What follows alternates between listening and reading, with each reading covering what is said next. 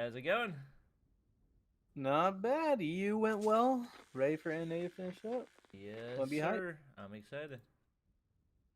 Pog. Big prize pools next season. Yeah, I saw they're bumping it up. It's the season's gonna be longer too, right? Yeah, 6 weeks instead, and then starting next year, we're going to 8 weeks.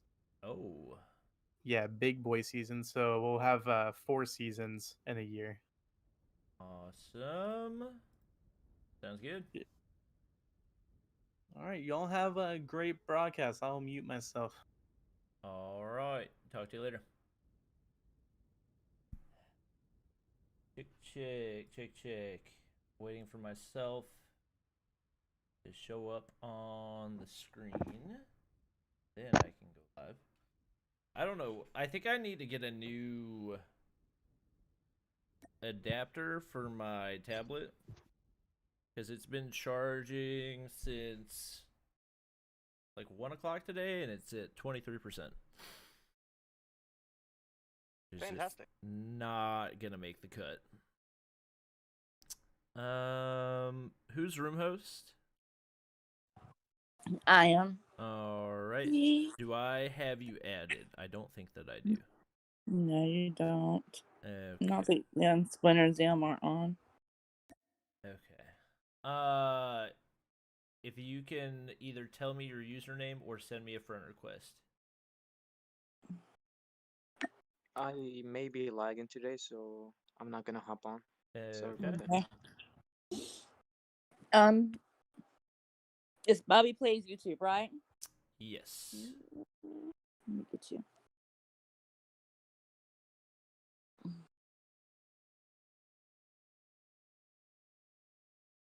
Welcome, everybody. How are you doing today? Mobile Mayhem Finals. What'd you like to see? It only exploded a little bit. We're fine. Don't worry. Word. Okay, Word. request that. All right, got it. I sent the request. Fantastic. Everybody, matchup number 1 of the night is going to be Tribe versus Fierce. Should be probably a more well-rounded Tribe team than we saw in the second matchup the other night. Despite the glorious and mind-boggling plays that we saw from Zim, I don't think he will be playing with them.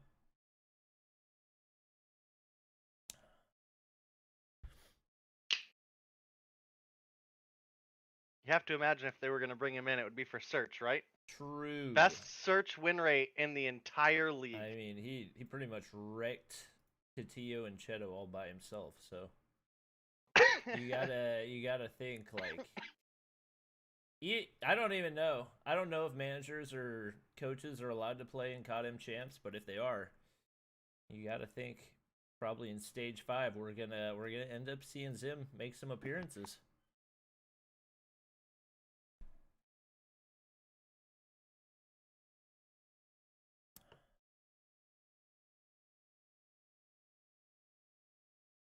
Defluff the port? Defluff the port? You mean like blow air in it? Is that what you're talking about? That could help. Let's see.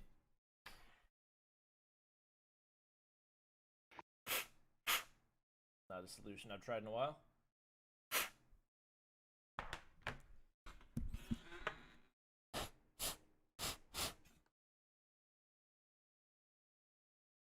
Bobby, start fast. Ain't got all day. Well, you see, here's the thing. As much as I would love to do that, I'm not in control of when the players join the room. So if you want to hurry somebody up, hurry up the players, because I'm just chilling.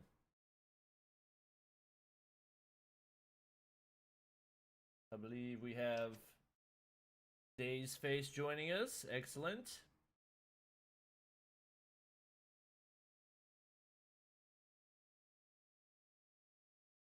Right. Do I have weird dimensions on this? I feel like this cuts off the top half of my face. Better.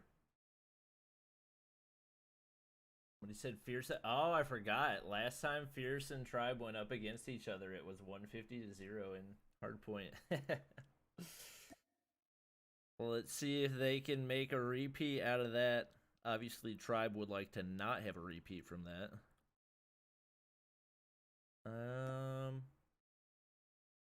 Yeah, we got all our Tribe people in, so just waiting on Fierce and we'll be good to go.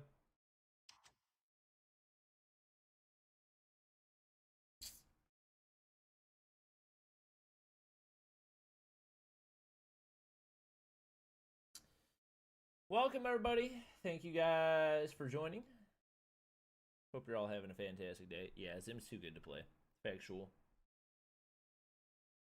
Somebody in chat saying I said Tribe already wins, but Fierce 150 Odom in Hardpoint, so y'all might be sleeping on Fierce. You can't sleep on Fierce. There's a lot of good players on that team. Zim gonna drop a double nuke. True.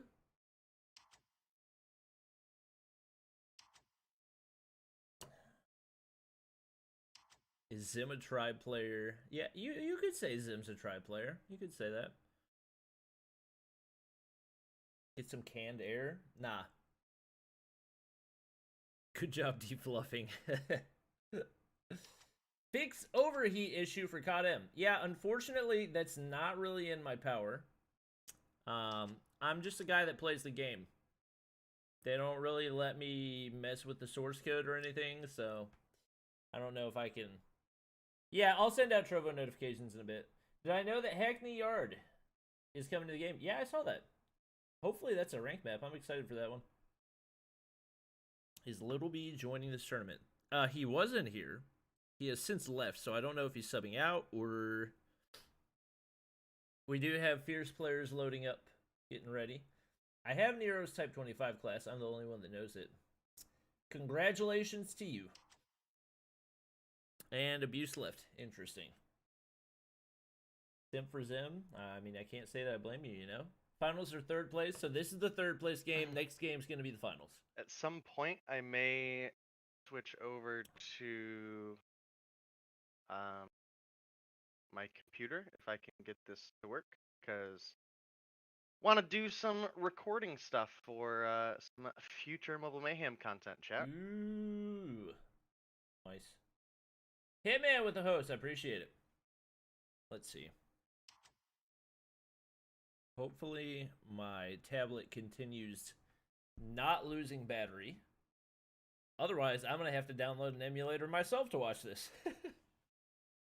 Actually, in hindsight, that would make more sense for me to spectate via an emulator, because then it would be 1280 by 720. I might start doing that from now. The legendary Zim is here, Bobby. Wow. What did we do to why can I not hear? deserve the honor? Wait, what do you mean by here? Oh, like in chat? Wait, I'm confused. Oh, he's in the... Wait, is he playing for them?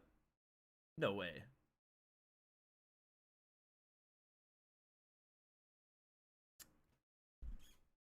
Is Zim...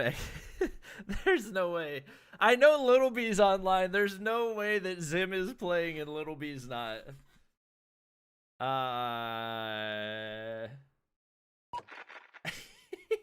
He's in chat. He said, I'm a man of the people, and Tex said we benched Little B. Oh my gosh. What am I watching right now? Okay, Zim, but if y'all lose game one, can we get Little B at least in for the search? No offense to you. Is Tribe recruiting EU players at all? It seems unlikely. It's a little bit late at this stage in the game, given that we're already at stage 5 of the COD Mobile Championships.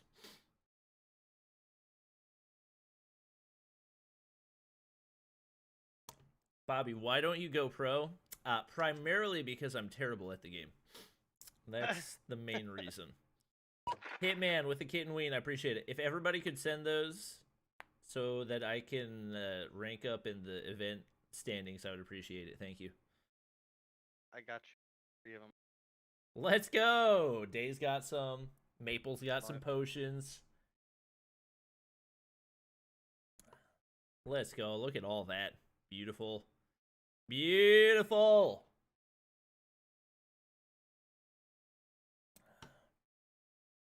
Why, thank you, chat.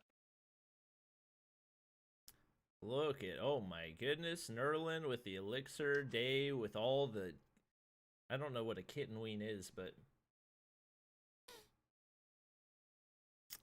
let's see. I mean, honestly, now that Zim's in here, our viewership is gonna double. Oh no, he left! I didn't realize! Oh no! That's truly unfortunate. Nerlin with the elixir as well, I appreciate it. Oh, he's back! Wait.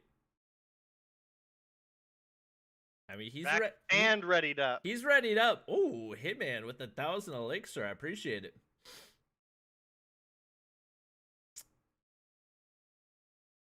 Yep. Little B's washed up. It's Zim's time to shine. Wow.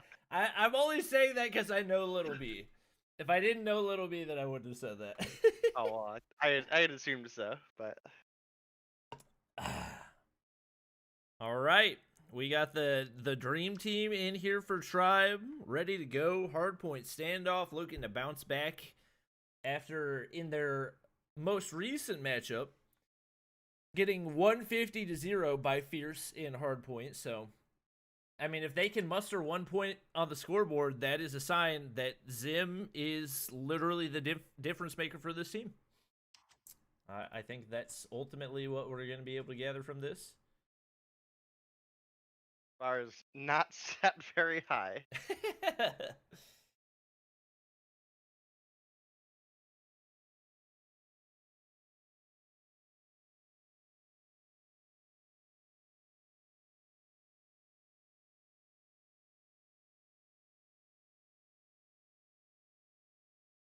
We're just waiting on Jez to ready up and Zim. And then we'll be good to go. No doubt going with his trusty LK24 loadout that we saw him just completely dominate with.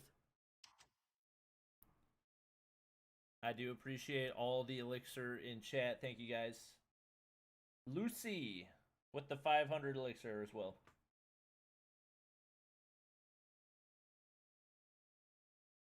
Goodness gracious. If we don't win the event after this, then I don't know what it's going to take, because it's just raining elixir and mana in here.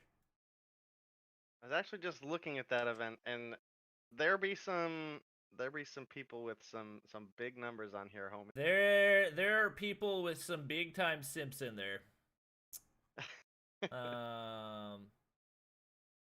Let's see. Fantastic. We are getting into a game.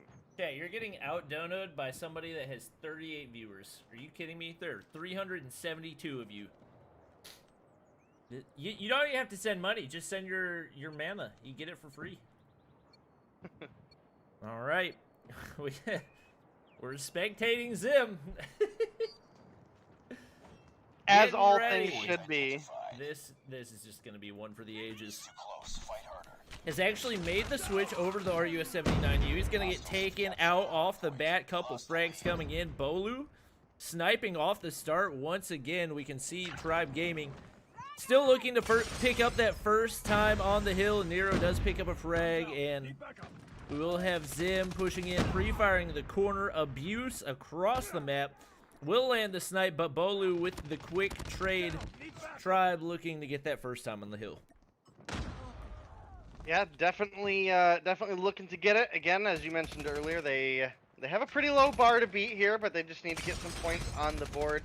So far, it has been Fierce in dominating the control of this first point. Wow, but Tribe. There we go. Already Tribe bounced back. You love to see it.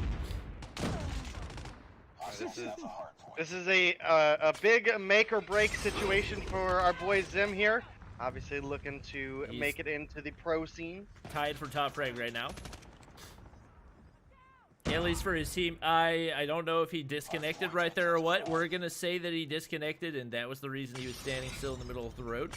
it does look like Tribe is going to be set up pretty well on that next hard point. Jez pushing through, but it will be Nero sliding to the outside to take him out right there. Gets another frag, and it's actually Zim picking up the 2-piece. He's got 5 kills on the board, and right now is absolutely dominating for Tribe Gaming, who is only 10 points back, taking upward. We do get a contest and a break pretty quickly. Tectonic's gonna get, or Nero's gonna get taken out, as is Tectonic, and Marshy filling up the feed right now for Tribe. As they get the push in, they should be able to get the rest of this time on the hill. 23 seconds remain, and it is Fierce now making the rotation for next hardpoint. Zim is making his way on over as well. As you mentioned, 5 kills on the board, tied for top frag for the team right now, doing absolutely phenomenal work. Has the gravity spikes as well, so definitely be looking for some big plays out of him. But it's a boost, finding a double kill there for the side of Fierce. Right now, Tribe, they've got a pretty reasonable 18-point lead right now. Or 17-point lead. Yeah, Zim looking very good so far. 5 kills on the board for him. Really, everybody across the board for both teams looking pretty good, and we could potentially get a break right here. We do. Tribe entering the hard point. Zim's gonna lay down the trophy. Spot Slothy back alley. Won't be able to get the frag, but gets the molly down. His teammate is able to clean it up, and Nero does get taken out on the hard point. Bolu still rocking the sniper, which is not something we've seen him use a whole lot, especially in respawns, but doing pretty well with it so far, as we do see a contest going in. Once again, this hardpoint has been an absolute free-for-all, and Jez now occupying for the time being. Even if he gets max time, that should only lead to about a tie. He is able to take out Zim at top of the stairs, and now shooting the body. A little bit of hostility coming in, and we do see the Tribe players now rotating toward the next hardpoint. Zim already set up on the point. Beautiful positioning by him. 6 kills on the board, looking to pick up another. Nobody entering from that side. Will slide peek right here. Gets the major assist, and it will be Tribe on the hard point, at least for right now. Yeah, Tribe doing a great job picking up some points here. It started off looking very in favor of Fierce. They were able to pick up a majority of that first objective, but Tribe have had really good rotations. Unfortunately, did lose out on a couple of the gunfights we would have liked to see out of them right there. We do have Zim making the rotation over. It is going to get gunned down by Forsaken there. Bolu and Marshy have really stepped it up here for the side of Tribe with 12 and 10 kills respectively. Bolu with 12 to lead all players, so definitely a lot of opportunity here for this Tribe team, but Fierce are able to take the lead back in their favor and have now crossed into triple digits. We can see Tribe setting up for next. Marshy in the bottom side, actually using the DRH. We typically see him as an SMG player, so seeing him make this switch is pretty significant, but heading up to top of Grandma's right here, trying to take back control, as we do have a Fierce player jumping down, and Beamed is going to be able to take him out with the Annihilator pretty quickly. It will be 4 players, make it 5 players now in double digits for Fierce, but the Pred Missile on the way in from Bolu is going to be big. Clears out that hard point. Jez taking out Marshy, and just an absolute back and forth hard point. Once again, Beamed is going to be able to take out Bolu right there. It will be Fierce taking control of the hard point, and looking like there's a good chance they'll be able to close this one out. We do have Tectonic sliding in, getting a couple of frags, but immediately taken out by Forsaken. Only about 15 seconds before they close this out. Zim, not quite the same off the finish as he was at the start, and looks like more than likely we're going to see a Fierce win in this first game. Yeah, Jez really turned things around for himself. He was definitely struggling to get some kills in there early, but is now rocking 19 kills on the board. And as it looks like we are about to finish this game out, he does pick up kill number 20 as well. And actually, it is Tribe able to pick up the last couple points there on that objective. But now with the hard point getting ready to open, and looking to be Fierce making a rotation over, just 4 points away from a win, may be able to close things out. Got a couple members of Tribe on the point. Ooh, we got Marshy about to hop into a Goliath. He's going to be able to get on the hard point right here. This could be a big-time game changer, especially being inside the hard point. It's going to be difficult for them to land any shots onto him. He hasn't taken a whole lot of damage so far. Gets the kill onto Beamed as well. They're not going to be able to win it on this hard point, but if they can keep him here to hold this down and also send out teammates to start rotating toward next, we actually have one player, I believe, almost suiciding right there with the Molotov for Fierce, and things are falling apart quickly. They know they can leave Marshy there by himself. We do now have every other player for Tribe rotating toward next hard point. And it's going to be big, especially with Bolu hopping into a Goliath himself. However, we do have Beamed over on that next hard point in a Goliath. Beamed and Forsaken both upstairs with Goliaths. Hardpoint unlocking in 5 seconds. This is a tough spot to be in if you're Tribe. But we do have Bolu picking up a kill there. Bolu picking up another one. There's a possibility if they can get the contest, but it is going to be a fierce win. The double Goliath on the Grandma's hardpoint enough to tick things over. But Tribe with Zim here. I mean, again, they got 150-0'd last week. Yeah. And within 15 points this time, maybe Zim is the secret sauce that Tribe needs.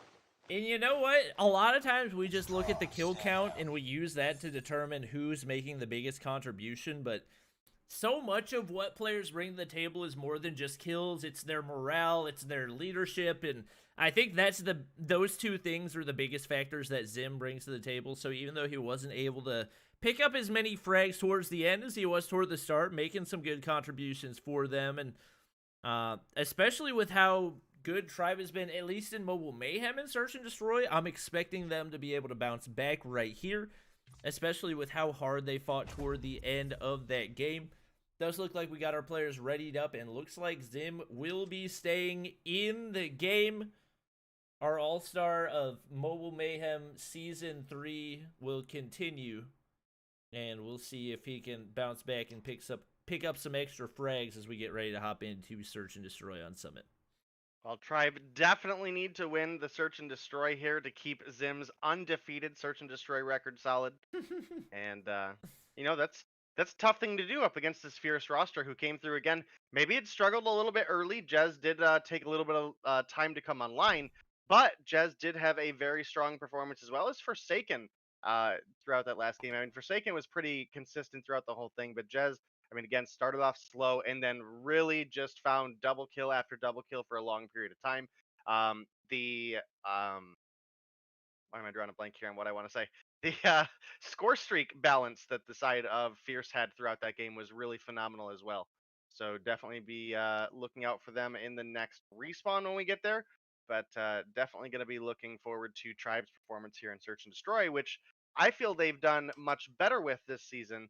Aside from any memes of just the last broadcast we had on Tuesday, Tribe really have went from a respawn strong team to a search strong team overall. Yeah, for sure. And that was actually something that they felt like was one of their weaker aspects of their game, especially in Stage 4, was the Search and Destroy. So to see them doing so well in Mobile Mayhem as opposed to how they did in Search and Destroy is interesting, but hopefully they'll, especially in Day 2, they were really good in the Search and Destroy in Stage 4, and hopefully they'll be able to carry some of that through. Search and Destroy on Summit is not a map that we see a whole lot, so we'll see how the strats play out for them. We are currently just waiting for Beam to ready up, and we should be good to hop into game number 2. He is ready. And we're going to go ahead and hop into the game. I appreciate everybody coming to hang out. We're going to have even bigger things on the line in our next season of Mobile Mayhem. I believe the prize pool doubling, or maybe even a little more than that. And we'll be going 6 weeks now, so definitely make sure you guys are coming back. You can follow the Mobile Mayhem account on Twitter for all the day-to-day updates on what's happening. But we are good to hop into game number 2. We got Jez picking up the bomb. Now heading top side of Control Center, hopping down right here. Very aggressive, and this actually is a almost perfect flank. Uses the, oh my gosh, what a missed opportunity. Could have had such a good flank, but instead opted to take out the Tomahawk, and just like that, it's a 2-man advantage for Fierce, or for Tribe. Tectonic with 2 kills, Zim with 1 kill, no surprise right there. We will have frags coming in. Beam, the only player alive, does get the frag with the Fennec, a 1v2 for him. An MSMC in the hands of Bolu and a QBQ9 in the hands of Marshy, not going to be easy to deal with, especially as those players will likely be playing trades, but looks like he might actually be able to pick up the bomb right here. Is going to opt to hop down instead, and good chance he gets spotted from behind, as I'm not sure whether or not Bolu and Marshy actually know where the bomb is. I don't think they do. They've likely heard that he's picked it up, and now going top control center won't be able to spot him right here. But maybe a little bad timing coming in for Beamed, as he will get spotted up top by Bolu, with Marshy hopping down as well. That'll be an easy frag, and it will be Tribe 1-0 off the start. Yeah, it was a phenomenal performance from Tribe there. Tectonic was able to pick up a double kill early on, as well as you mentioned Zim. No surprise there, picking up a kill for the team. That gave them a pretty massive player advantage very early on. And if we continue to see that kind of momentum out of this team, I definitely expect them to be able to come through with a strong search and destroy win. So definitely be looking out for that. Marshy rocking the QQ9, very likely with that new 10mm bullet attachment. So make sure you are looking for the increased damage and damage range coming out of the gun. We do have Jez picking up first blood onto Zim. The plant goes down. Slothy is frying right now, and it is going to be Bolu and Tectonic versus the two remaining players for Fierce. Tectonic opting to avoid the bomb for the time being, now going top. And here's the shots down below, so obviously going to know their exact location. And what a spray by him. Just making it look like nothing. A beautiful double kill to close out the round. And 6 kills for Tectonic in the first 2 rounds will allow Tribe to now take a 2-0 lead. Yeah, and Tribe is one of those players that has really been a key reason on why things have turned around, at least as far as search and destroy goes. We've actually seen him struggle a little bit as of late in Respawn, which he used to be a top slayer for, and now is a devastating force in search and destroy.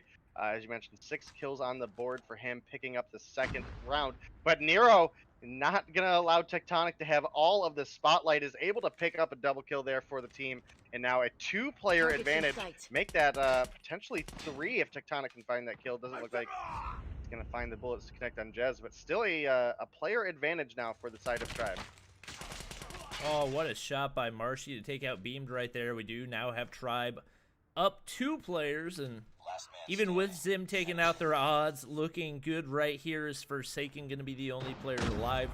With nothing but a shotgun, going to be difficult to manage a 1v4, as he won't really be able to take any type of range fights. And with 1 player up top, right behind him, I'm not sure what Marshy was looking at right there. Nero's going to get hit marker. It's now a 1v... Oh my gosh. It's now a 1v1. What was a 1v4 all of a sudden looking very doable for Forsaken, and Tectonic all the way back in spawn, not wanting to have a reverse of what happened to Exet in the COD Mobile Stage 4 Championships happened to them.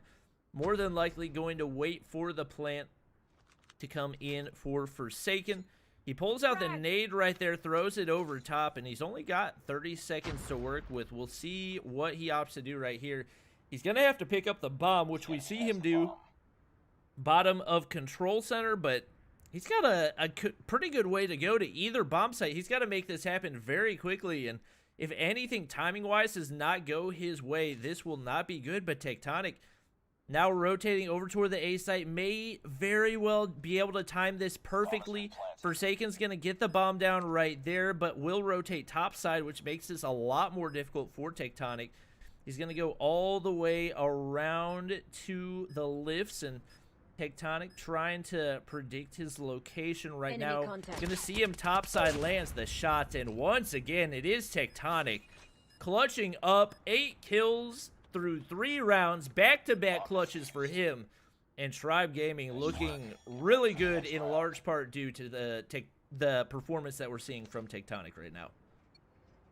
Yeah, I mean, Tectonic is a unstoppable man over here. I mean, we saw Forsaken turn things around. What was a 4v1, he was able to find 3 really clean shots with that shotgun, but unable to find the winning one to connect onto Tectonic. Tectonic obviously able to pick it up, getting himself a 2nd defuse as well. So big plays out of him so far. Picks up another one onto Jez. Tribe have been able to even things out here. He finally gets caught off guard right there, I believe by Beamed with that Fennec. So we'll see Zim on the flank right here. Oh, perfect positioning. Could not have played that any better. He's shooting dead bodies. He doesn't care. It's a 3v1 for Tribe. He's shooting the dead body a little bit more, and Abuse, who has yet to pick up a kill so far, taking shots, not going to be able to kill the invincible Zim. Nero will drop. Oh, it's a 1v3, but Zim with the clutch at the end. 3 kills on the board for him, and it's now a 4-0 lead for Tribe Gaming. Yeah, and this is looking good, especially if you are Zim or a Zim fan, keeping the 100%, or seemingly at least so far, keeping the 100% win rate intact for himself. They're up 4-0 over Fierce, so this is a great turnaround since they lost the first match on Hardpoint. So definitely be looking them forward to them keeping this momentum moving forward. Beamed just barely makes it out of the way there, and he will get the opportunity to regen, but Zim in a dangerous spot. Nero there to save his life. Yeah, I don't know how Zim came out alive on that one. He definitely should have been dead from above, but he's going to be able to come out. Beamed with 5 HP, needing to regen. Zim spots Jez from down below. Beautiful shots. Woo! Landing, and once again, I don't think he's missed a shot all game. Nero patrolling top control center. They're going to be playing trades for the rest of this game, and with Beamed with nothing but a Fennec, not a whole lot of versatility right there. He's only going to be able to take very close range gunfights, so if he's going to be able to take out one of these players, he might need to take the 2-for-1 special if at all possible. Hopping out right here, I think he may have spotted one of the Tribe players and now rotating toward B. Likely going to go for the plant right here. We see him doing so. The pressure will be on for Nero and Zim as the molly is going to go to waste with the bomb going down immediately afterward. Zim flanking all the way back through spawn, and Beam now waiting top control center, seeing if he can use the high ground to his advantage. Not spotting anyone yet. Zim rounding the corner. Perfect shots by him. Not able to get the kill shot. And it's actually Beamed with the clutch 1v2. We knew he was going to need the 1v2 special to make it happen with the Fennec, and he was able to do so. A really big clutch right there for Fierce. Yeah, absolutely. Fierce needed that to just stop the momentum that Tribe had here. Moving on into Search and Destroy, obviously. They were able to stop the clean sweep. It does look like Slothy may be struggling a little bit with connection, so hopefully we'll see him getting back here pretty soon. You have a very aggressive rotation coming out of Tribe over towards A here, and it's going to be Zim getting the plant down seemingly uncontested. Wow. You don't typically see that a whole lot, especially on this map, but Zim laying down shots. Not only is he going to get the plant, he'll get the kill shot. Beamed on the backside. Zim decides to take the gunfight, and he's going to win it. He's shooting dead bodies. Oh no, they gave up the defuse.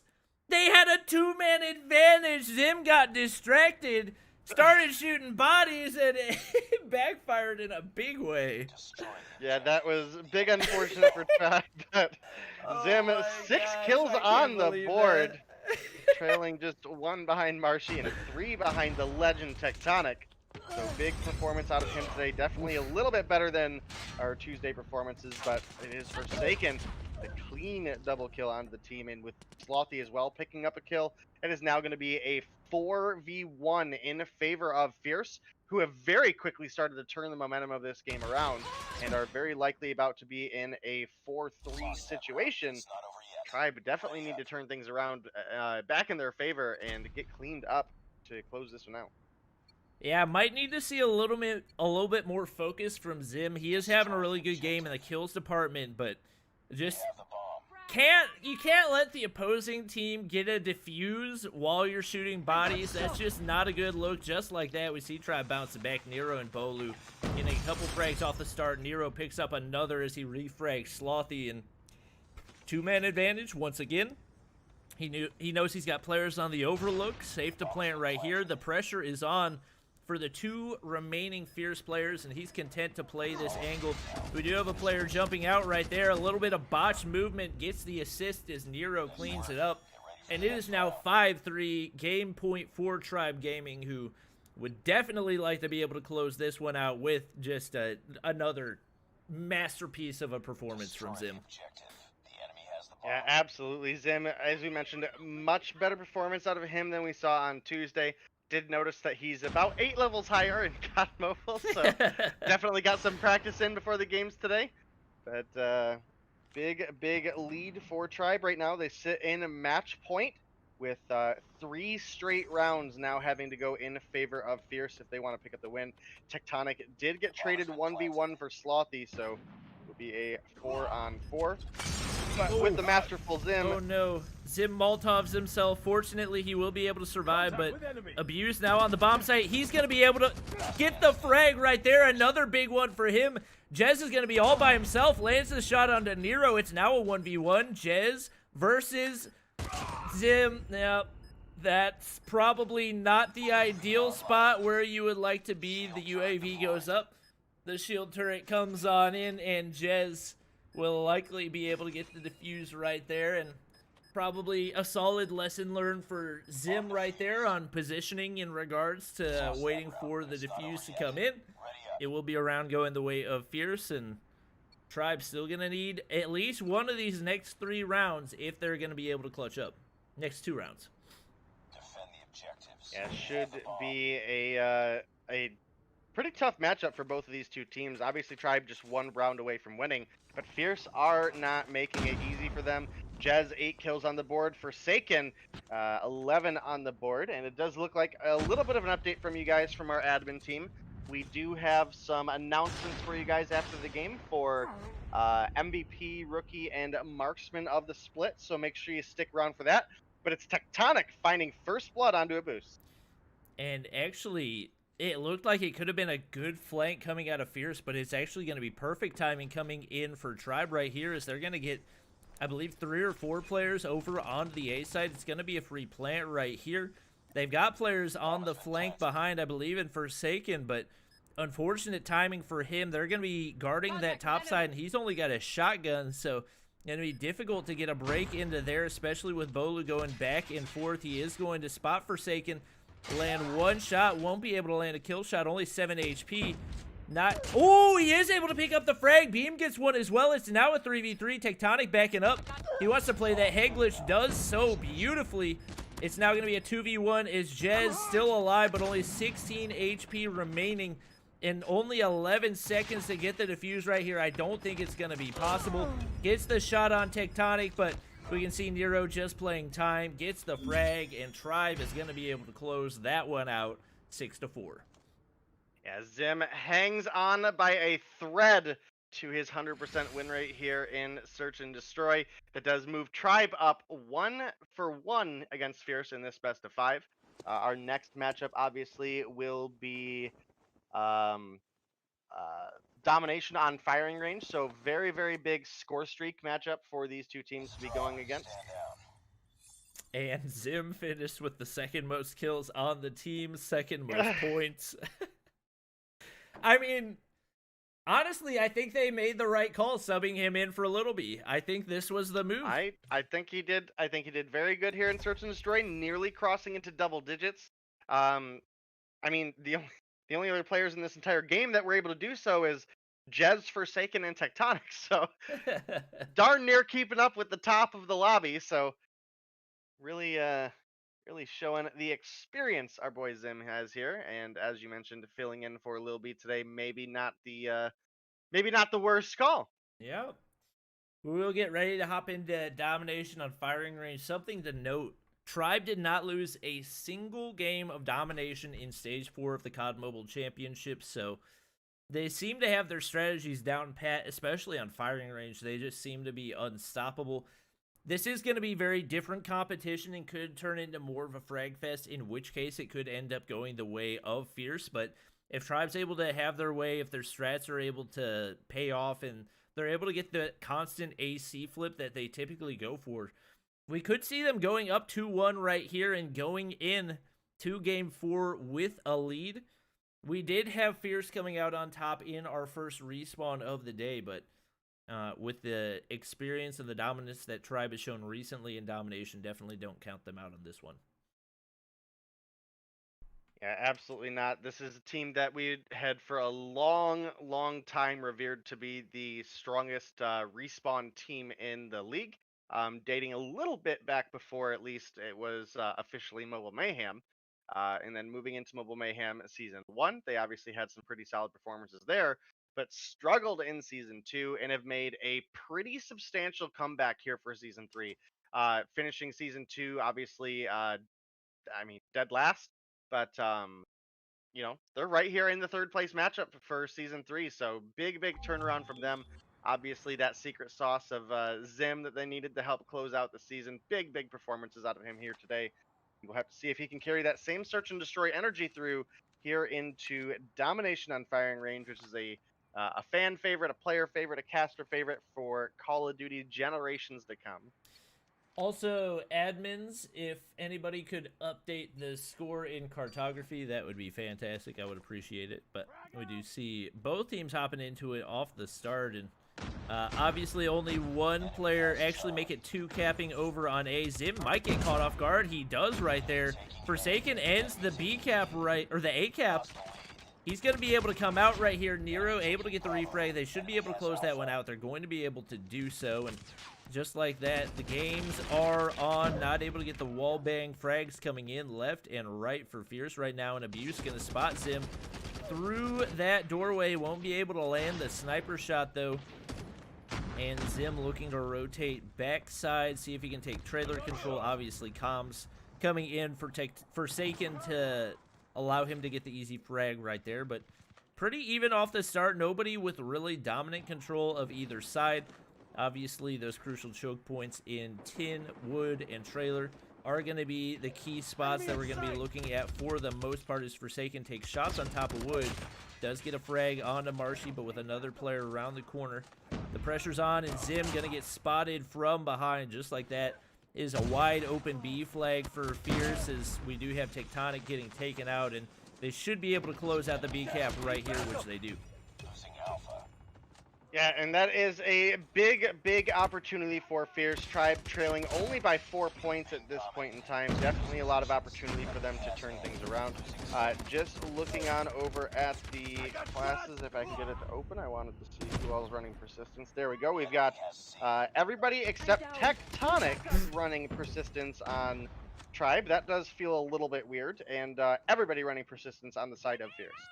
Yeah, that's unusual to have the guy that's usually your top frag not running Persistence, but obviously if he feels like he can get the most advantage out of that speed boost, then he's going to take it. We do see an A cap coming in for Tribe. They're going to be able to close it out right here. Nero now going to look to take control of 10, and going topside should give him a good vantage point over onto the C flag. We do have an A cap coming in for Fierce right now, and I think Tribe pretty content to just play for their map position right now. I think for a second they were able to get them off of the A flag, but we do have Fierce closing it out. Zim's going to get taken out by Jez, and we got Abuse now pushing onto that B site. Nero content to stay top of 10 and patiently waiting for the frags to come in, as Abuse now filling up the feed. 13 kills on the board for him already. Yeah, absolutely. Zim struggling here in this search and destroy on firing range. Only been able to find 1 kill on the board for himself. Marshy also struggling quite a bit with only 3. Not typically where we would like to see Marshy at, but Tectonic, Bolu, they are approaching double digits. A little bit behind the top frags of Fierce right now, though. Abuse, 14 kills on the board. Forsaken as well, and Jez both crossed into double digits with 11 on the board. Definitely going to be a rough situation for Tribe to be in. They are losing by a solid half right now. And moving into the second rotation, they need to find kills on the board, because as of right now, with the kills positioned the way that they are, this is very likely going to be Fierce running rampant with the score streaks here in round 2. And Abuse has been absolutely frying. We do have Tectonic cross-mapping him with the Annihilator off the start, so that'll allow them to take some map control for the time being. Will lay down shots inside wood, but not able to get the frag. We got Marshy pushing up the stairs, and he just has not been able to get anything going. Accidentally pulls out the trophy system right there. It's going to be Tectonic, the only player in top of wood, and he's not going to spot the players behind. That's going to be another easy frag coming in for Fierce, and Tribe just has no momentum right now. Forsaken has been too good. He's got just about all of his score streaks online, only 1,100 points away from getting a VTOL on the way in. Abuse, I don't think, has used any of his score streaks so far. And is going to miss the shot right there. Will hit shots onto Zim. I'm not really sure what Zim was doing.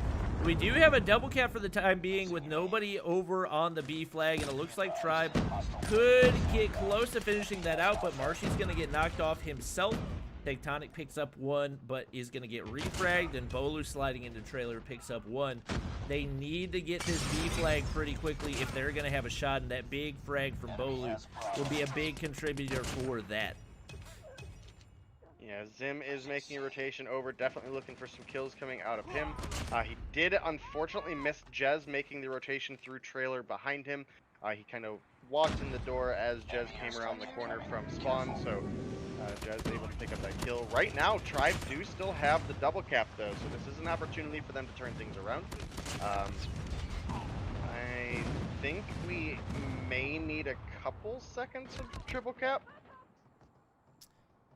No, they should be good with the double cap for the time being. Whoa. It's very close, but you it's are right. close, They but can, I think they are good for the can get double it. cap, and with Tectonic playing the way that he is, especially in top of 10, ultimate power position right there, and just lasering everybody off of every side. Hey, we've got a triple cap though. This is a big opportunity for Tribe. Tectonic, Bolu, and Nero really turned things around for themselves this round. Tectonic getting ready to cross into the 20s to catch up to, or nearly catch up to Forsaken. And that, unfortunately for Tribe, does not spell a whole lot, but he does have quite a few score streaks on board, even without persistence. And it's, right now, just the strategy coming in for Tribe is the biggest factor in why they are where they are. Oh, Tech has persistence on them. Okay, that makes a little bit more sense. The cluster strikes haven't really done a whole lot for either team. We will have a Goliath taken out as Bolu not able to stay alive very long, and Zim really struggling right now, but regardless, Tribe just to see seems to be in complete control. Marshy's on top side. Nothing going the way of Fierce. They're not able to get A. They're not able to get B. It's taking back down once again. Is getting very close to the point where Tribe is going to need a triple, or Fierce is going to need a triple cap, but as I say it, Forsaken's going to call in the VTOL right there. That's going to make the C cap really easy. We'll see whether or not they're able to get any explosives up in the air and shoot that down. We do have a Pred missile on the way in, but the B cap is going to disappear as well. I think it might be too little too late. I think all Tribe needs is to hold the A flag right now. Yeah, that does appear to be the case. They are just 12 points away. Meanwhile, obviously, Fierce are triple that away at this point. So yeah, we definitely need like probably 5 to 6 seconds of triple cap coming out of the side of Fierce if they want a chance to get back in this game. And it does look like we have the A cap going over in the favor of them right now. And with the cluster strike coming down on C and a drop Zim, that is a big opportunity for them to make it happen. Tribe are a mere 8 points away, but with the triple cap, this is a great opportunity for Fierce. Yeah, and Fierce turning it around big, but Bolu comes in with the double kill right there. He's staying alive. Jez is on the outside. He started the progress onto the C flag. They need to get it quickly. Jez is able to knock him off. I believe we have a VTOL in the air, though. A VTOL on the way in for Slothy as well. The VTOL's the saving grace for Fierce right now is they're able to maintain the triple cap. Tribe's not going to be able to do anything about it. They're heading over the A flag, but it's too little too late. Even if they get the A cap right here, they need a double to make it happen.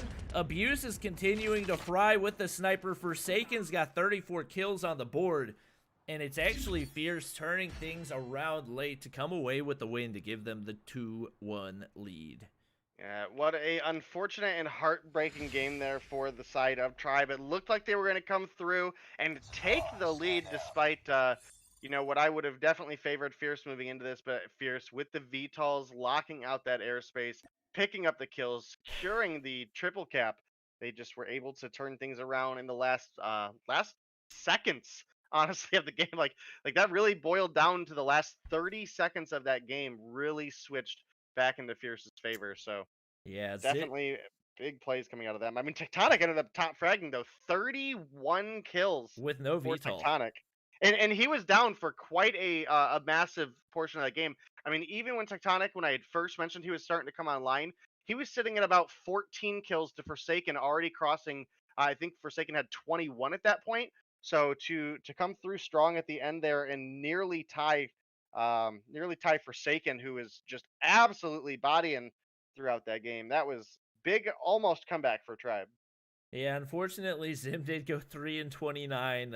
Feeding the kills right there was probably a big factor in them being able to get the double VTOL. So hopefully he's able to turn things around in game number 4. They definitely need it as we get ready to hop into Hardpoint on Raid. We know that they can turn this around. We actually see Marshy leaving right there, and interested to see who the substitution is going to be.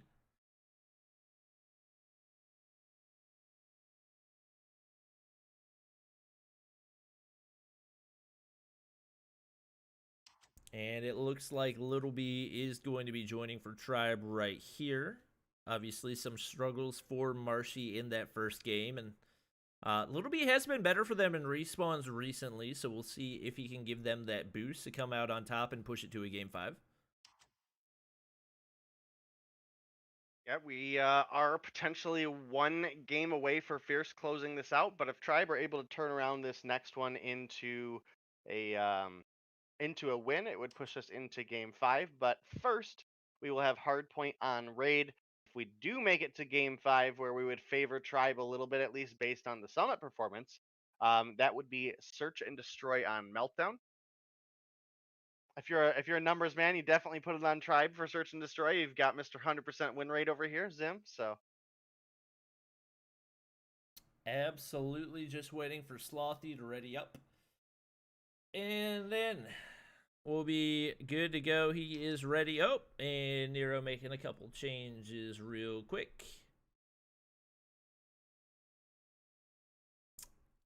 Chat. Yes, Zim may have gone 3 and 29, but also he was the reason that they won Search and Destroy in the first place. So you gotta think about the pros and cons, you know? yeah, Zim's second to top frag for the team in Search and Destroy. So definitely gotta imagine Tribe is gonna be reviewing some contracts pretty soon. No, I'm just kidding. And Nero does not have an operator equipped. I'm guessing we'll probably see a score or a class switch pretty soon here. We see Forsaken hopping down bottom side and does get first blood right there. It will be Tribe on the hard point for the time being. You can see 2 players down there. Abuse pretty weak bottom side is hit markered, and Forsaken laying down shots gets the kill shot onto Nero. 1 player still remains in Zim, doing everything that he can to try to hold this down, and Forsaken's going to be able to drop him. Tectonic on the back side of that van, but taken out by Slothy. It will be Fierce on the point. 1 player up Slothy top. with a knife kill. Ooh, and we've seen him do that before. This is not the first time. Picks up another one onto Bolu, and he's now teabagging the body. Tribe already setting up for next. Which I think is a smart rotation here. This mid hard point is definitely a struggle to make the fight for, at least over the last couple seconds. So I like that Tribe are making the rotation over towards Kitchen. And would definitely like to see them make an early rotation, at least send 1 player, where they can start destroying the destructive environment and the cars in the garage, so they can use that for a little bit of opportunity for some head glitch and for some setup. But then they will obviously also have a big fight ahead of them moving over to basketball court. 2 of some of the hardest hard points to flip, at least as far as the maps that we see go. The other would be obviously potentially Crash has some pretty unforgiving hard points as well. So Yeah, we got Forsaken trying to make the 1-man break right now. Unfortunately, he's not going to be able to do so. Tribe will maintain control of the hard point. Little B spots 1 player bottom side, gets the frag onto Slothy, and just like that, that makes the hold that much easier for them. He's going to slide mid-corner right here as well, and it looks like Fierce already setting up for next, trying to get a couple frags right here to make that push easier. Gets the frag before the Molotov comes in, and with Bolu already set up over on that side angle, we'll see whether or not he's able to catch Slothy off guard. You can see right now waiting very patiently for his teammates to arrive, and Slothy with some bad timing but still able to win the gunfight. That's going to be big for Fierce. We can see Zim pushing on the backside. I think also waiting for his teammates to try to get a push together before they enter the hard point and lays down shots. Not going to be able to take out Jez, who is weak, but will be able to hop back into the hard point to regen. Yeah, Bolu is able to pick one up, but trades himself on it. We do have a contest here from Tribe, and that's good because they are maintaining a lead of about 13 points right now. So if Nero's able to pick up the kill, that would be spelling good for them. At this point, 20-some seconds left on the clock. I like what Zim is doing here. He's going ahead and getting set up on basketball court and looking to pick anybody off that maybe makes that rotation. I'd actually like to see him stay back a little bit further than where he's at right now and really anchor those spawns so that his team can get the regroup, as obviously we see side of Fierce picking up quite a few kills there. But now Fierce as a whole making the rotation over. It looks like Jez, the lone player to stick behind and get the trickle points off that last hard point, may find himself a couple members of Tribe as he rotates over from behind too.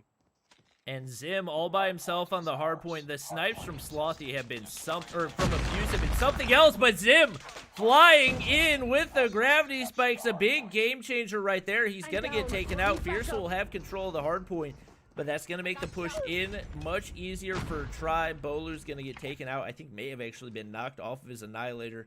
If that is the case, that's a big loss, but Tectonic pulling out an Annihilator of his own.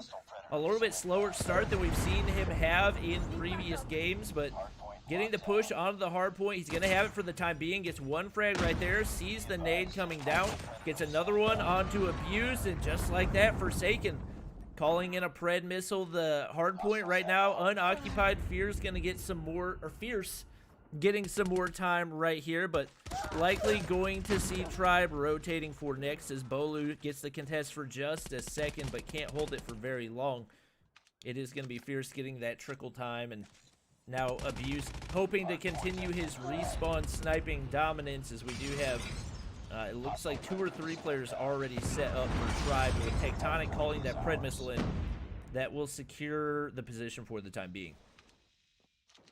Yeah, absolutely. Forsaken and Abuse both having an incredible game here over on the side of Fierce. They do have about a 15 or about a 20-point lead right now, but Tribe are the ones making it onto this mid hard point. Hopefully they'll be able to lock that down. And if they are able to lock down a majority of this time, they set themselves up in a glorious position to be able to pick up just some extra trickle points on the next hard point and close things out. It does look like they are going to secure a lead here. This is looking really good if you're Tribe, because they need this win to push us into a game 5. And Tectonic gets another beautiful double kill. They have played this hard point so well so far. He's actually going to play for the flank. Gets another frag onto Slothy and just seems to know every angle he needs to be at. Little B's going to pick up the Pred missile double kill, and that'll allow them to set up perfectly for this potential final hard point right here. They'd like to be able to close things out. Little B lands another one. They only need 15 more points, and pretty much all their players have been dominating so far throughout this.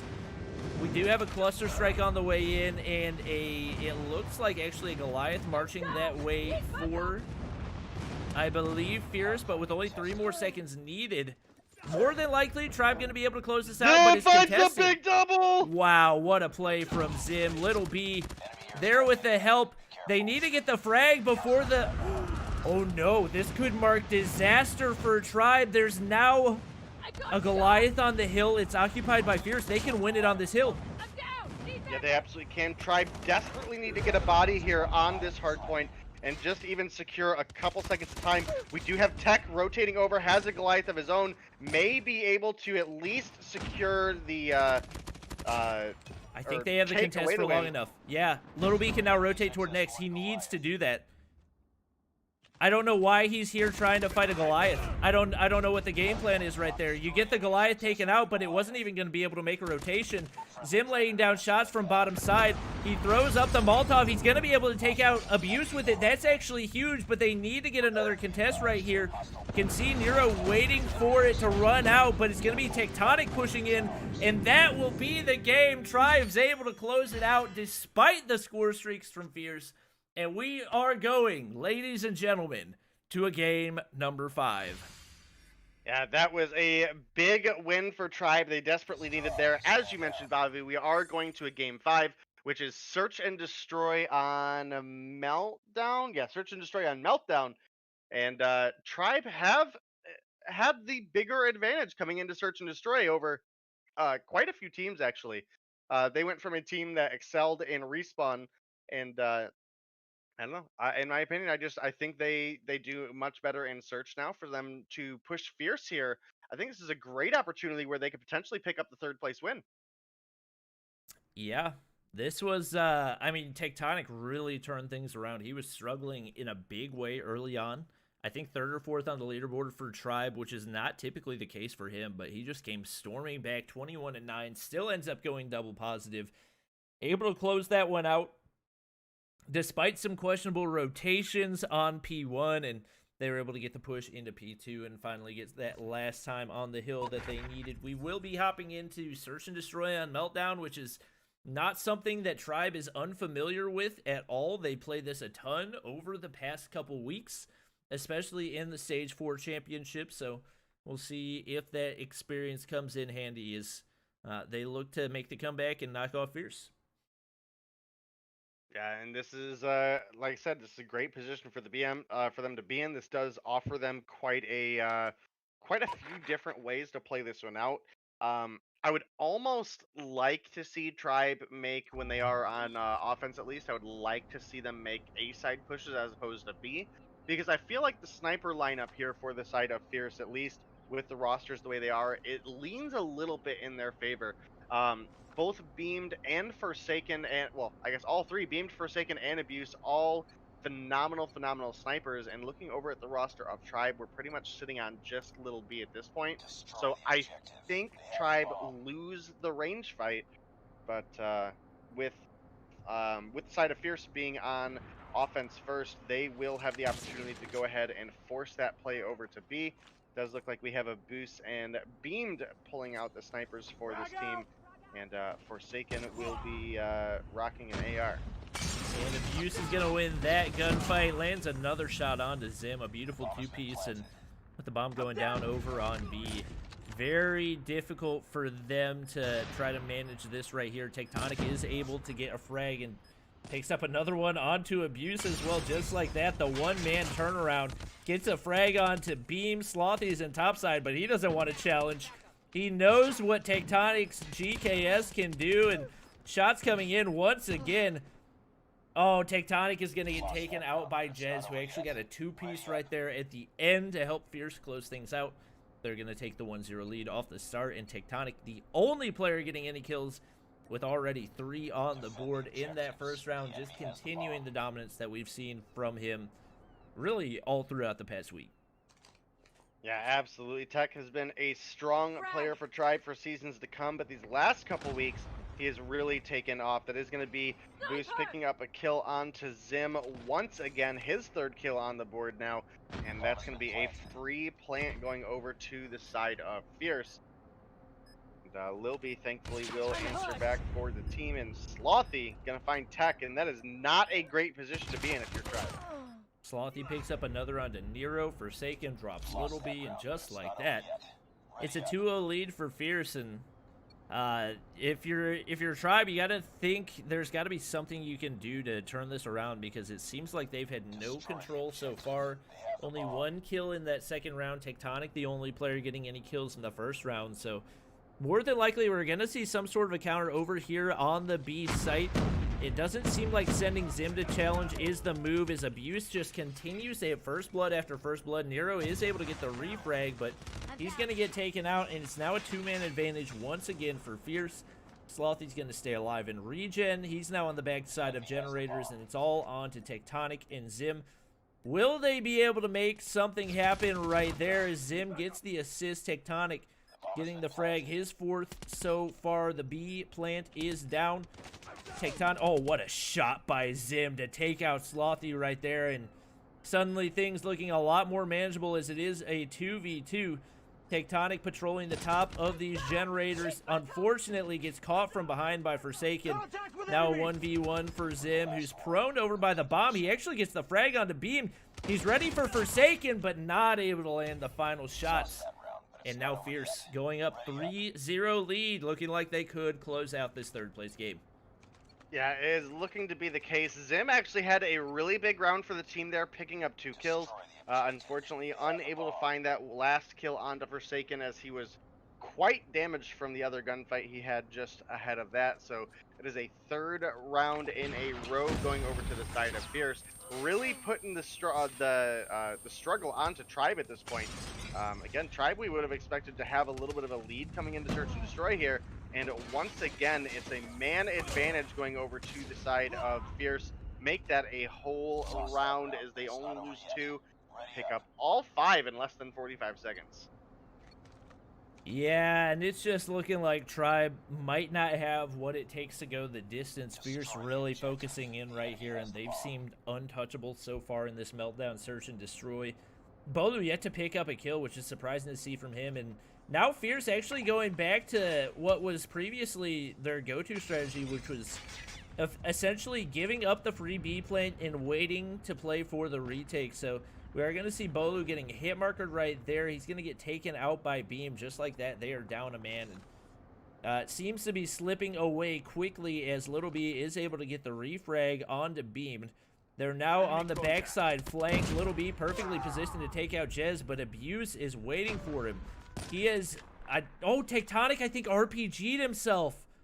Wow, really unfortunate right there. Nero's getting shot. He's not going to be able to survive. And now a 5-0 lead. And Fierce looking like they might be able to close out the sweep on this last round. Yeah, Fierce 1 round away here from a win that would secure them the 3rd place spot, which you know they are certainly looking for. This team that very strongly could have contested potentially into a 1st place matchup, but just didn't find the kills that they needed on the Tuesday games. Lost a lot of gunfights that I specifically think they should have had some favor in. As I talked about earlier, Bobby, I actually would love to see Tribe make the A-side pushes when they're on offense, and they have done just that. And Tectonic and Little B mowing down the side of Fierce. This gets a very good position for the side of Tribe to be in, potentially turning that momentum in their favor. It's going to be a long game ahead of them if they want to come through with the win, but it is possible if they can find 6 rounds in a row. And we've seen even in stage 4 that Tribe is much better on the defensive side than they are on the offensive side, especially on this map.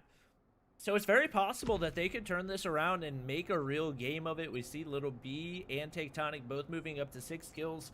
Surprising to see Bolu once again back down at 0 kills, typically one of their more consistent players, and it looks like we are going to have a much heavier A-side contest coming in for Fierce.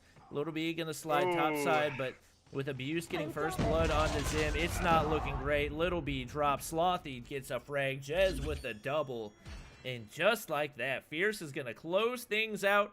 They get the 6-1 victory, and they will win 3-2 in our 3rd place matchup up against Tribe Gaming. Yeah, that was a really big performance coming out of Fierce there. A very convincing 6-1 win for them. And they will officially be our 3rd place team, Tribe taking 4th.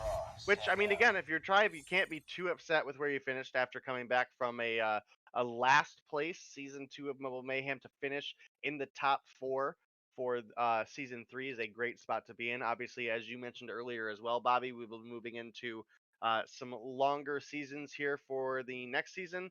And then potentially even some other changes after that.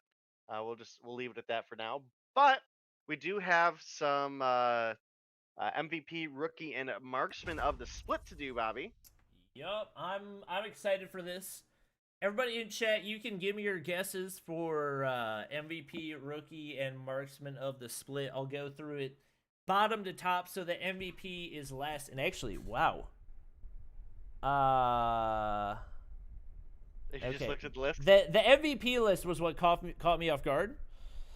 Yeah. But also, I can see that. I don't necessarily agree with it, but I can see it. Anyway, getting started. We got marksman of the split. In 3rd place, we do have Moralto for Status Quo, a.k.a. Xset. Definitely much improved and has been a big factor for them, especially toward the end of the season.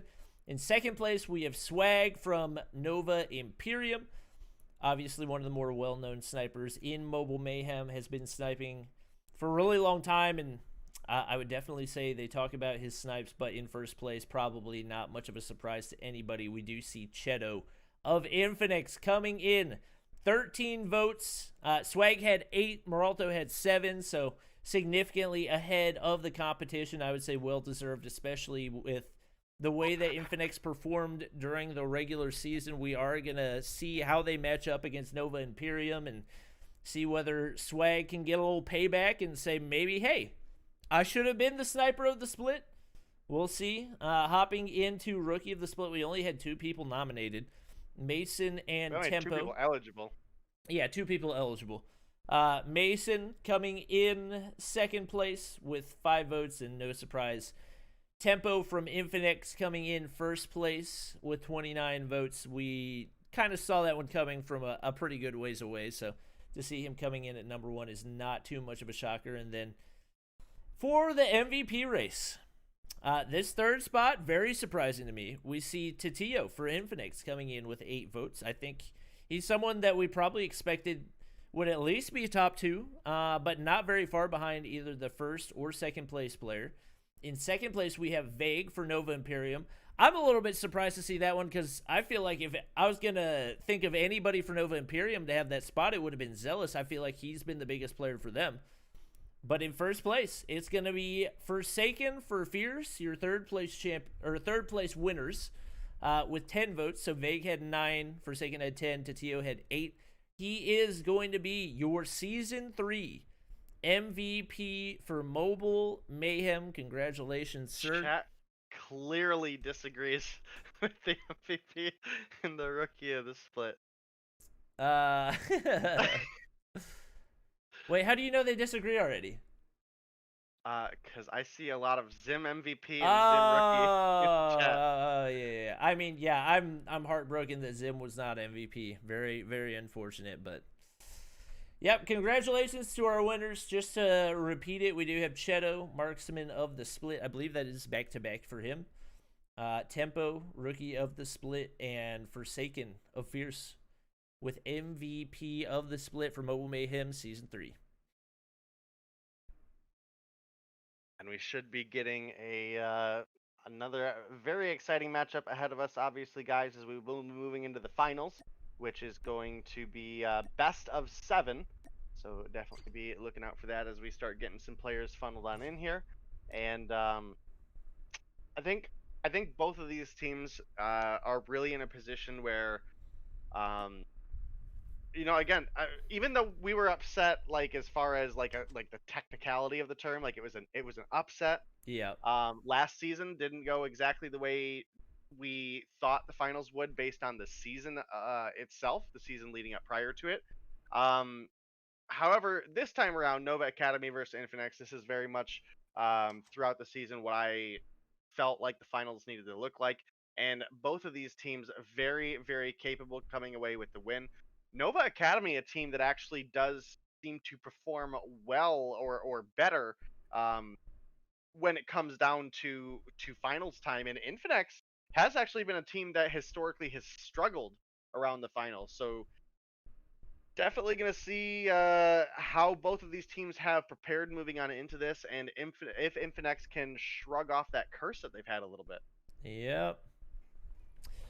For everybody wondering what the actual process for voting is, it is voted on by the players, so this is not anything that's determined by us or by the fans. It is 100% player voted, so for anybody claiming it's rigged, I can promise you I do not have any power over...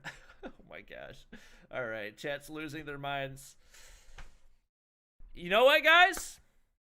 Next season... We'll see who comes out on top, but yep, those are the results. We do have our Infinex players joining up right now. Envoy and Tempo are already in here. Probably just waiting for Cheto and Yuji, so I'm gonna go grab a drink, and hopefully by the time I get back, we will be good to go for our finals.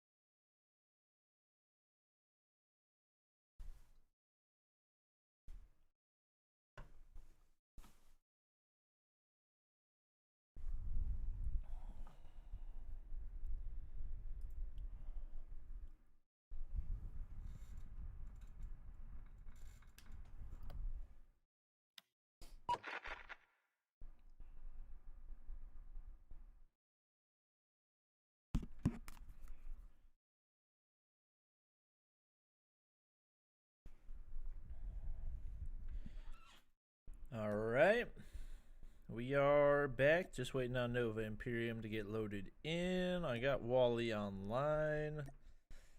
Hopefully, once we get him in, everybody else should follow pretty soon after.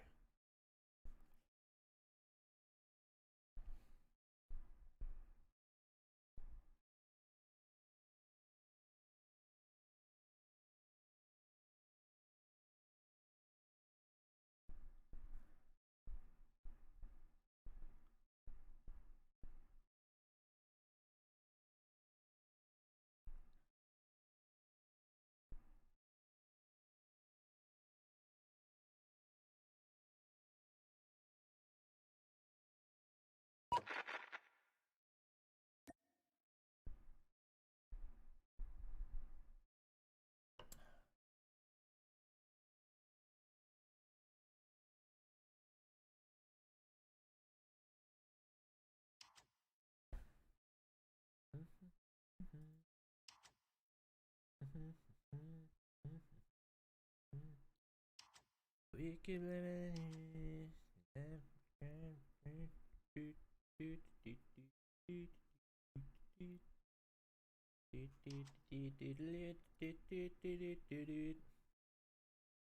I'm willing to wait for it.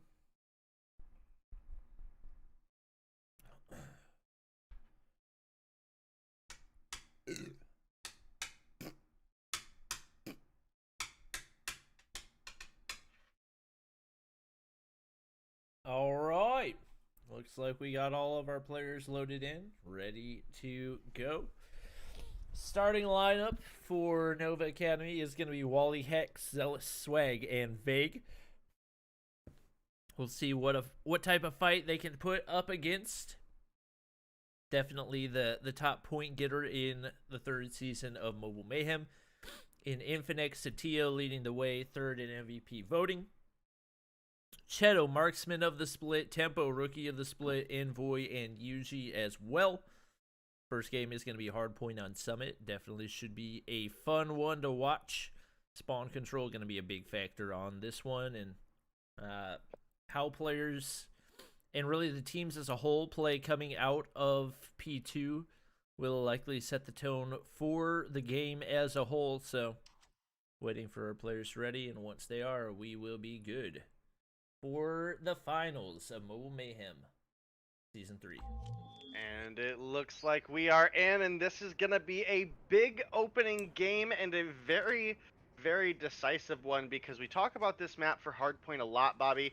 With the Hardpoints, the way they rotate around the map and how long and narrow this map is, whoever controls the spawns certainly controls the game. So be looking forward to probably duos of players making rotations over to anchor hardpoint spawns very early on, and look for those big holds, because while these points aren't like Crash where they're hard to invade, they are certainly hard to get back to if you die. So they will be a big deciding factor. And Vague does have the shotgun out once again. We did see him using shotguns on Tuesday and had some very massive performances, so keeping an eye out for him, as well as actually Swag out with a shotgun as well. I don't think we saw too much of that though.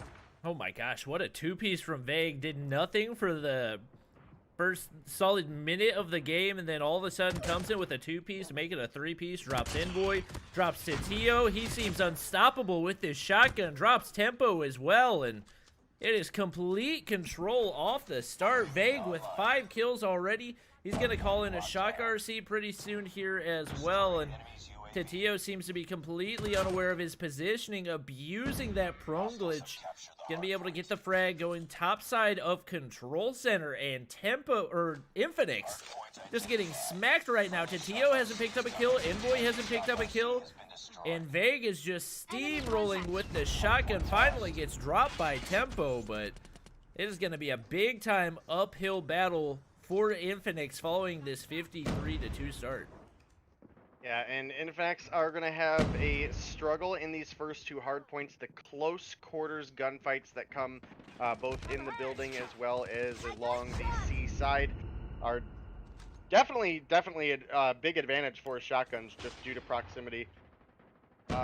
But you know, again, as this game starts to move into the hard points flipping back and forth across the map, that's definitely an opportunity where they can start to turn things around. But right now we do have Nova up a fairly large portion. I mean, we're over 70 points at this point.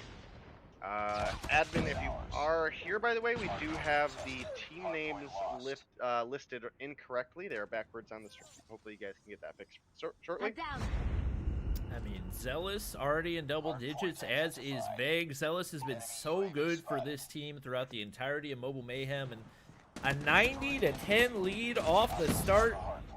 We will have a refrag coming in as Tatio takes him out, but there's just got to be something else going in for Infinex right now. They haven't been able to get anything. They don't have spawns right now. They don't have control of the hard point. If they can't get a break on spawns right here, more than likely Nova Imperium will get the entirety of the hold. Tempo trying to get the break for spawns, but will enter in the backside of the hard point. Potatoes, the first few shots, ends up getting refragged by Vague. He's going to remain on the hard point for the time being, and now a 120-10 lead for Nova Imperium. Vague already pushing out, looking to take control of Next as well, and looking like it's going to be an easy first win coming in for Nova Imperium. It sure does look to be the case. Vague having a monstrous game here with the shotguns out once again, as we mentioned. Swag and Vague both contributing over 20 kills for the team at this point.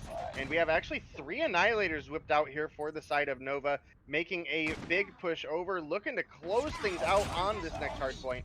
And it does look like they're going to be able to, as they take the spawns, and they do take the hard point. Cheto is here, but picks up 1 before getting dropped by an Annihilator, and that is going to be a big win for the side of Nova. And this is kind of one of the things we mentioned earlier, Bobby. Infinex has historically struggled in finals play.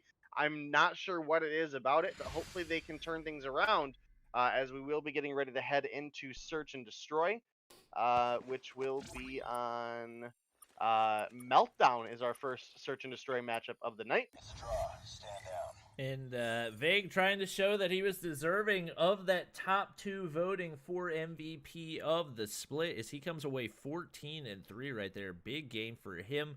A little bit of time on the hill. Hacks the primary OBJ player going to 9-5 as well. And not a single bad performance on that entire team.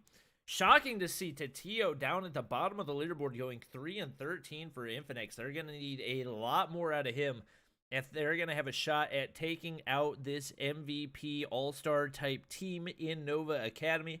We will be getting ready to hop into Search and Destroy, which hopefully can be a type of reset for them and try to make this a little bit more of a competition, but they're going to need a lot better things across the board if they're going to have a shot here.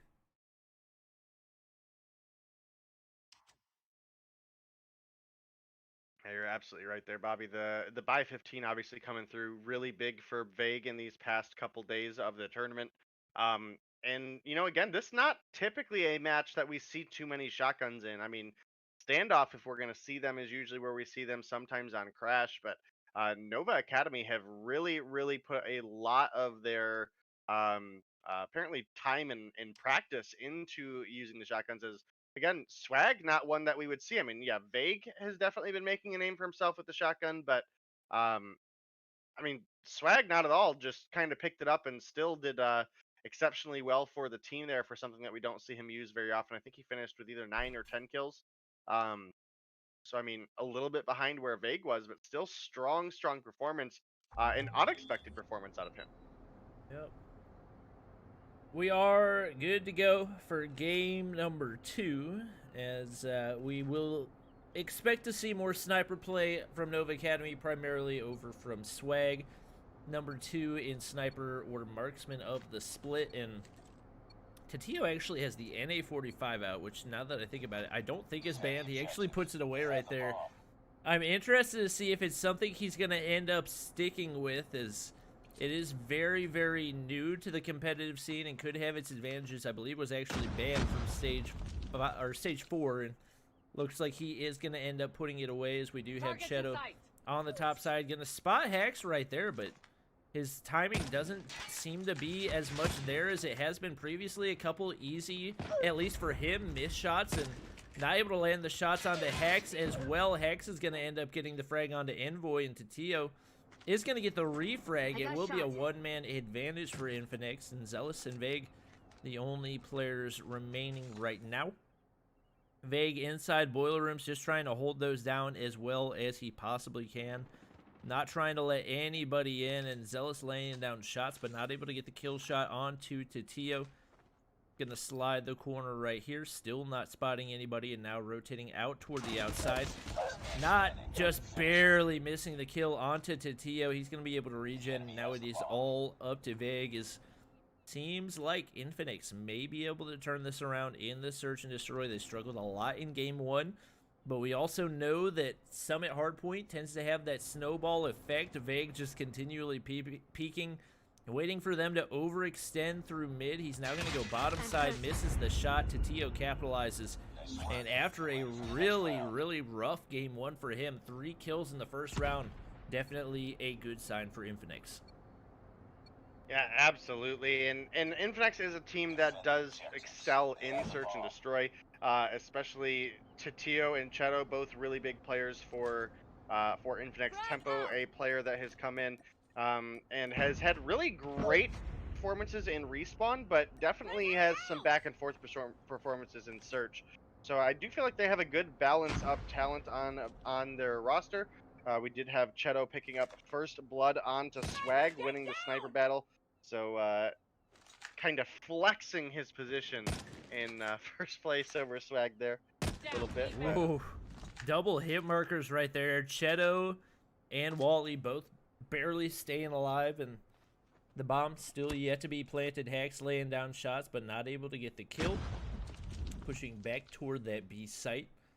Still trying to find somebody, but nobody spotted with a man advantage. Even if they need to get the retake, this should be pretty manageable for Infinex. Hex is going to hop top side, but doesn't know he's got somebody in the back waiting for him, and it is now a 3-player push right here. Make it a 4-player push. Oh my gosh. All of Infinex at once. Tatio gets the frag. He's now got 4, a 2-man advantage. Not able to get the frag on the Zealous. That was actually huge. A big quad feed coming in. Still 2 players alive. Vague is able to close that one out, and what looked like a really great Infinex push quickly shut down by Nova Imperium, and they're able to tie us up at 1-1. Yeah, and that was definitely needed for Nova there, especially on a round that looked like it was leaning in heavy favor of Infinex. So Nova, big answer back there from them.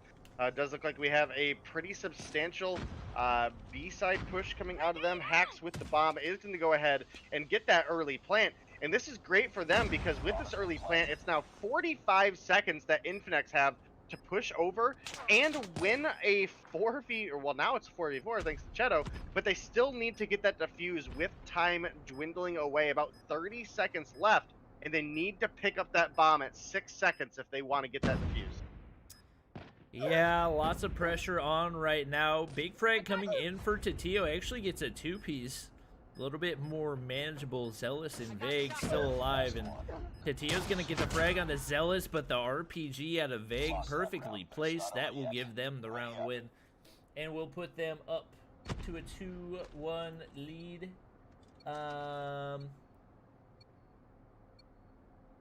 Let's see. Yeah, admins, I'm aware nobody actually used the NA-45. Somebody was just holding it at the start of the round, so no rules. Correct. Broken. We do have Vague. I think he's probably going to stay boilers for the entire time. A little bit surprised to see he didn't check his corners at all. And Tatio, after the game that he had, struggling so much in Game 1, just coming back like an absolute madman, picks up the frag on the Zealous as well. He's got 9 kills through the first 2 rounds, and Infinex very quickly shutting them down to tie it up at 2-2. Yeah, and this is a very close matchup between these two teams. If it wasn't for Tatio dropping 9 kills for the side of Infinex right now, definitely could be a much different matchup. As well as looking over at the side of Nova, Wally and Swag struggling to get on the board. Swag, typically one of the top snipers in the league, struggling to find his groove right now. as we do have a grenade chuck, but not gonna find any kills there. Does miss the shot mid as well, but very likely to just go ahead and get the plant here out of Vague. There it is, bomb is going down. Once again, this is gonna put Infinex in at least a uncomfortable position of having to fight against the clock. I don't know how Cheto had the angle to land that shot, but he did it, and just like that, Vague is going to be the only player remaining for Nova Academy. Does get the frag. Tempo with the quick refrag. That's going to be an easy defuse coming in for Infinex, and looking stronger and stronger the further that we get into Search and Destroy. Like you said, to see Swag and Wally both struggling this much 5 rounds in, really not something that we see a whole lot. So if they can turn it around, it could be a turnaround for Nova Academy. But with the way that Tatio is steamrolling right now, 10 kills through the first 5 rounds. He's picked up the bomb as well, and they are very aggressively pushing over toward that B site. Wally's on the opposite side, but not going to be able to see anything through the smoke. It'll likely be an easy B plant as he takes some shots, but with teammates covering the surrounding area, he will be good to go. Frag's coming in. He's taken out. Not enough cover up on generators. Usually he's going to be the only player alive for Infinex, and probably not super manageable as Vague actually perfectly lands the RPG himself. That will tie things up at 3-3, and looking like this is going to be a very tight game of Search and Destroy. Yeah, absolutely. Very, very close here. Obviously, we did have Nova Academy picking up the first win on Summit Hardpoint. A very, very convincing win. It was like 150 to 14 or something like that. I mean, it was very, very convincing win. So coming through here for Search and Destroy, with this being a much closer matchup, definitely a great spot for them to be in, at least putting the pressure on Infinex here. Infinex obviously looking to tie things up 1-1, but I do think that if Nova are able to pick up a win here, that could spell disaster for Infinex, because Infinex, I certainly give the edge to in Search and Destroy. In Nova Academy, I have to give them the edge for respawn. And Hax gets the 2-piece to close that one out as well, and it seems like the game is back in control for Nova Academy. They struggled off the start, but really Hax coming through really strong toward the end right here. It seemed like it was going to be all Vague, Zealous, and Hax, but for the most part in the last couple rounds, Vague and Hax have been the biggest contributors to this comeback so far. We see them aggressively pushing mid-side. Obviously, they know exactly where Infinex is pushing with nobody in mid area or toward the pizza slice, so Hack's going to be able to put the flank on them right now, actually jumping up through boiler rooms. 1 player drops for each team. Tatio does get the frag onto Wally. That is going to be a big one, giving them a man advantage. We do have Nova Imperium well set up, but the double kill with the trip mine for Envoy. Gonna leave Zealous all by himself. Actually doesn't take shots on the Tatio. I don't know if that was a glitch or what, but with his position given away, Tatio should be able to get the bomb plant right here, and not even gonna matter as Yuji ends up winning the gunfight, tying us up at 4-4. Yeah, this is a great match here to spectate, Bobby, and these are the matches I really like to see, the ones that are even back and forth, so definitely be looking forward to more matchups like this. Both of these teams worked very hard all season long to get through to this. But again, Infinex has been a team that struggles very much in finals play, and it looks to be the case for the Summit matchup. Moving into a couple more respawn modes, which we would normally give Nova Academy a little bit of a bigger edge in. Infinex definitely need to get a win here and carry things through with the momentum. But with Nova picking up a very quick win there for their 5th round victory, they're now 1 round away from really putting Infinex in an uncomfortable spot here in this best of 7. Yeah, it's going to be Infinex needing back-to-back rounds right here to close this one out, and with the way that Hax is playing right now alongside Vague, it's not going to be an easy task. We've actually seen a number of double kills come in, and as I say that, triple coming in as absolute monstrous plays for Infinex happening right now. Tatio's going to be able to get the bomb plant down. Swag has not been able to get anything going. He's going to drop to Cheto. Wally hasn't been able to do a whole lot himself, trying to peek that angle, but gets the kill onto Cheto. Not what I expected from that gunfight regardless. Tatio's able to get the refrag. We are now tied up at 5-5 going to round 11. Going into round 11 is a big shift for how this final round is going to go out, because it is a extra round of attack going over to the side of Nova Academy. That gives them some control over where the bomb is going to go. You can also rotate as a 5-man team, whereas the side of Infinex, they kind of have to play it careful and split things up. It does look like we're going to have a fast B-side plant coming out of the side of Nova. And once again, this just leaves Infinex in such a bad position, having to make the rotation over here on a full team that is already set up and waiting for you to come around the corners. We did have Yuji taking a couple bullets there, but he will survive. Yeah, we got trades coming in. Wally gets a 2-piece, especially after struggling all game. That's going to be big. Now a 2v2, Yuji and Envoy versus Swag and Hax, and with the way the Hax has been playing the last few rounds, definitely going to be manageable. Gets the frag, Swag gets one as well. They are going to shut it down, and that will give them the 2-0 lead against Infinex. Looking like a really comfortable position for Nova Imperium right now, especially with how good they were in Respawn. If they can get this next game of Domination, I would say pretty good chance we see them close this out in 4 games. Yeah, I mean, again, I do overall give Nova Academy the edge in Respawn modes. If Infinex wanted to win here, they definitely needed to pick up a convincing win in Search and Destroy and try to win the mental game at that point. I mean, really, a big shutdown over Nova could give them a little bit of an edge moving into Respawn. But with Nova coming through with a big Search and Destroy win there, I think that actually gives them more motivation and a actual bigger chance to just win this game outright. Yeah, I mean, this is just a team that you cannot give up any type of leeway, especially if you've got a lead like Infinex had. It looked like they had the momentum that they needed.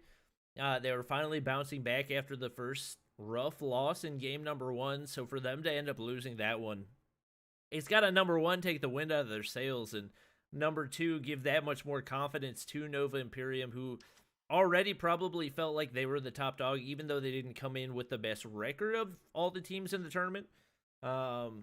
Just so much talent on one team, and they could make this a very quick finals night if they close this out in 4 games.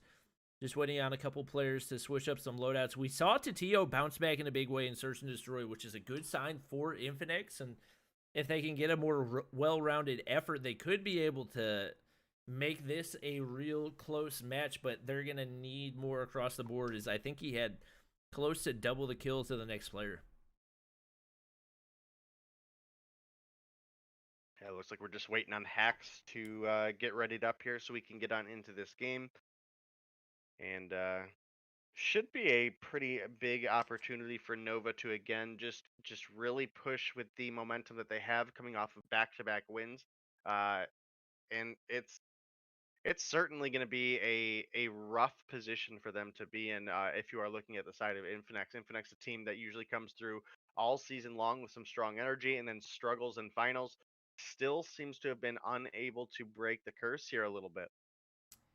Yeah, and we kind of felt that a little bit, even though they were able to get the win against Tribe yesterday. That was with a very undermanned Tribe team, and it really went to, it should have been an easy 3-0 sweep, so the fact that that ended up going to 4 games and a couple close ones that they ended up winning as well was not a great sign for them. I don't know what it is that they need to turn around. It really just seems like a confidence issue.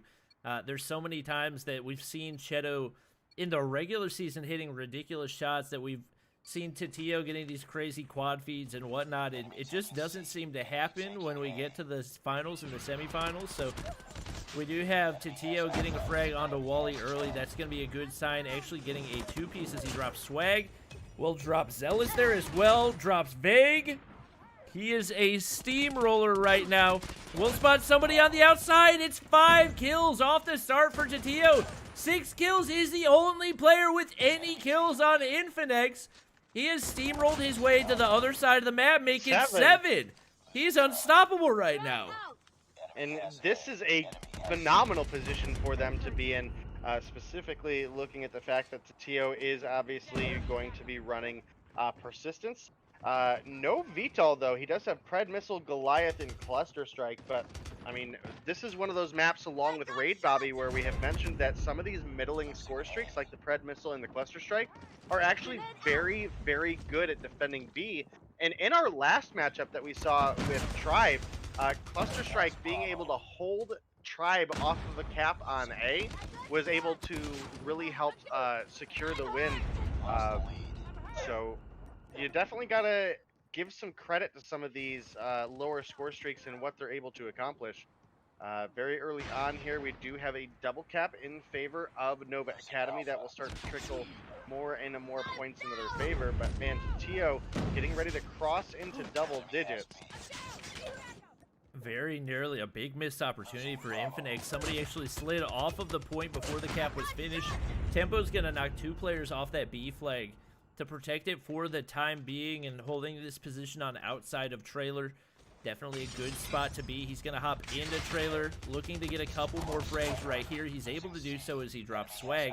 They actually have a triple cap for the time being. He's not gonna be able to save the C flag, but with control of B still going their way and more frags coming in for Infinex, looking pretty good. A lot better off the start of this game. Definitely than they did in the Domination. To be honest, better than they did off the start of Search and Destroy as well. So Shadow's going to pick up the frag on inside of trailer onto Swag. Trying to push through to get a frag onto Vague as well. Zealous is going to drop. Wally's going to drop. They get some time on the C flag, not letting anything get out of their hands over on B. And Infinex looking so good in Domination right now. Now, we did have quite a few kills getting picked up by the side of Nova there that may give them some opportunity to start to swing things in their favor.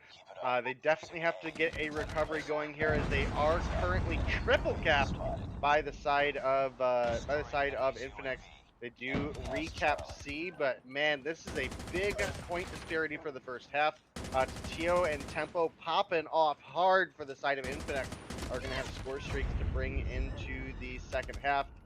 Neither one of Tio or Tempo, though, have VTOL on, so definitely going to have to be looking around that Goliath use. This is not a big map for Goliaths, because all of the flags are wide open, and that does cause you to struggle a little bit in keeping the Goliath alive. So I would really like to see them run some different score streaks moving forward, but we'll have to see how they're able to make those Goliaths work out.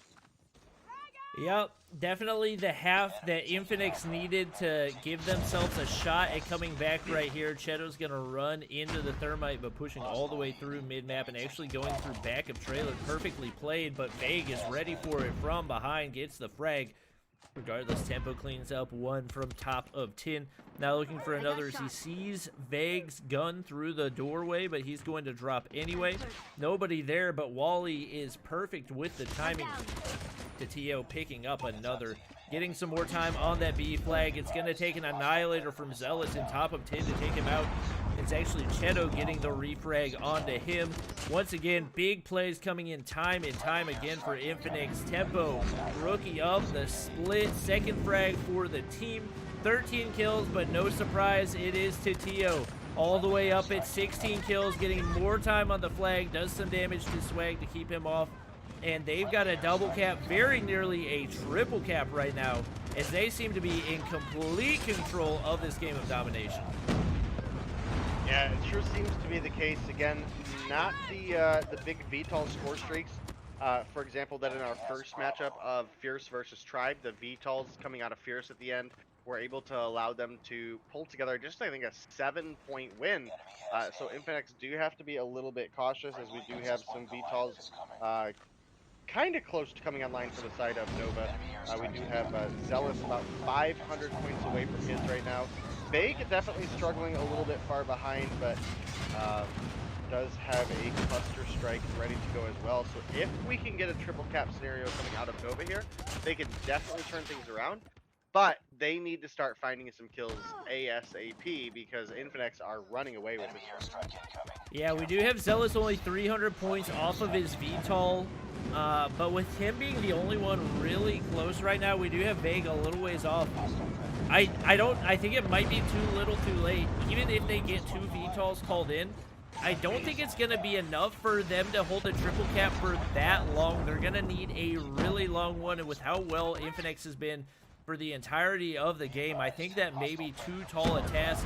We get a beautiful Fred missile by Tatio. I think that dropped 2 players and a Goliath. No, the Goliath still alive. Zealous will call in his VTOL right here.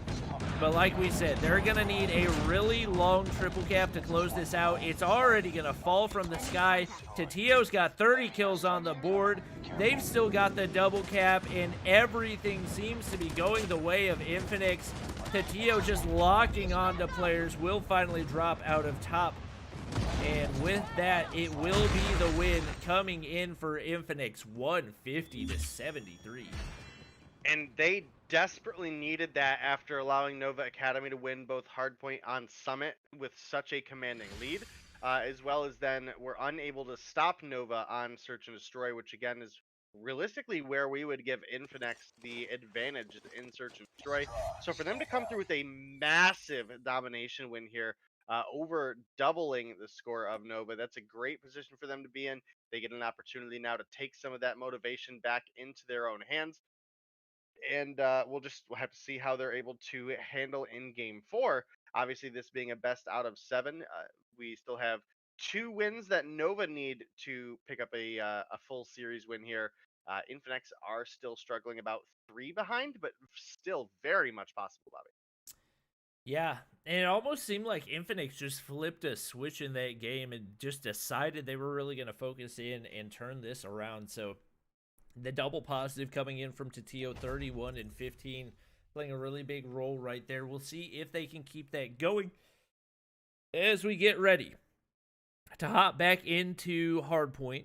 We saw them struggle significantly, but Standoff Hardpoint has a much different play style than Summit Hardpoint. Summit's one of those ones that tends to just keep on snowballing. So after they started off slow off the start, it just continued to stack up until the game was suddenly over in a matter of seconds. But with the way that they played in that domination, I feel like Infinex is going to put up more of a fight. Keep in mind, chat, this is going to be a best of 7 because this is our finals. So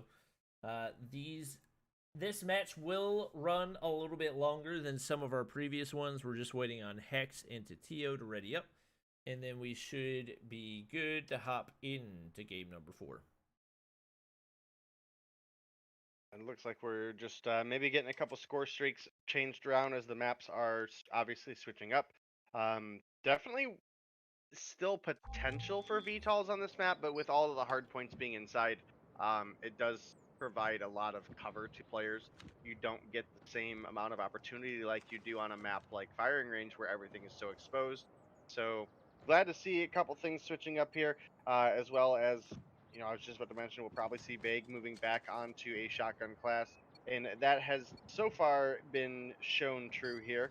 Swag as well having a shotgun out, and this is historically a shotgun map in North America, so definitely expect to see some big performances coming out of these guys. Wally with a big opening nade onto Envoy. Great position to be in, and here we go. Vague already finding kills here with the shotgun, and maybe looking for more, but is going to get gunned down. Yeah, Tempo's going to find him from behind. That's actually big. He was getting ready to set up a spawn trap pretty early on, so for Tempo to get that refrag was big for Infinex players jumping in. Swag's got that shotgun out himself, and it is just raining down shotgun pellets as these two very young but very accurate players have been deadly with the shotgun so far. Swag picks up another. Cheto drops him out of the hard point. So many players dying left and right. Zealous drops off of the statue, and it will be Infinex on the hard point 4 right now. Hex already looking to set up in next. I believe actually rocking double trip mines, which is that shrapnel perk, something that we've seen being used more and more. Setting up with the trophy top side. He's got his HVK out and ready to go. Envoy on the back side, but not making the push in quite yet. Will spot him, but not able to land any shots. Hex sliding back in, getting ready for the contest, and the perfectly placed trip mine will secure him another kill right there as he is able to drop Tempo as well. Couple players on the backside. Oh my gosh, just shredding through this Infinex team, and Nova Academy once again flexing their dominance in Hardpoint. And Tatio back down at 0 kills again. I don't know what it is with Hardpoint, but he just has not been able to get it going so far. Yeah, and the same could be said about that first matchup on Hardpoint Summit. Tatio definitely struggled quite a bit in the gunfight and is struggling once again here. I think there's a little bit too much rotation potential that comes out of this map to effectively use the chopper, which we do see him trying to do right now. I would love to see him move into either an AR or potentially even again. There's a lot of submachine guns that are getting to see some light now, specifically based around you know, some updates to those weapons. The QQ9 is one that we talked about with the 10mm rounds, as well as one of Tatio's old comfort weapons having been nerfed, that being the HG40. So definitely would like to see him start to work into some more flexible and mobile weapons as opposed to going into an LMG. Yeah, we see Hex already inside the Goliath, marching his way over toward the hardpoint. I'm not sure if I love this move. I'm down. The number one, the Goliath, very slow when it comes to rotations because you do have that slowed down movement speed. Number two, very overexposed right now, so if there's a Pred missile ready to go on the opposing team, it could be countered very, very easily. So here's the RPG on the backside. He's actually going to go ahead and start setting up next, which I like a lot more. They're going to secure spawns for this hard point, which will allow them to set up even further. And with Zealous 7 kills, Wally 9, pretty much everybody up above 7 kills for Infinex so far.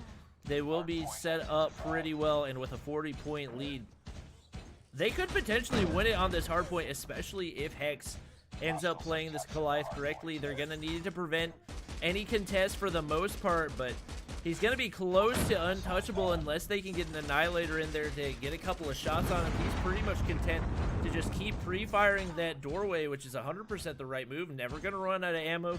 Just has to keep an eye on the cooldown, and just no real contest coming in for Infinex right now. They've got to change up something if they're going to be able to push in. Yeah, and this is starting to look like a really, really great position for the side of Nova to be in.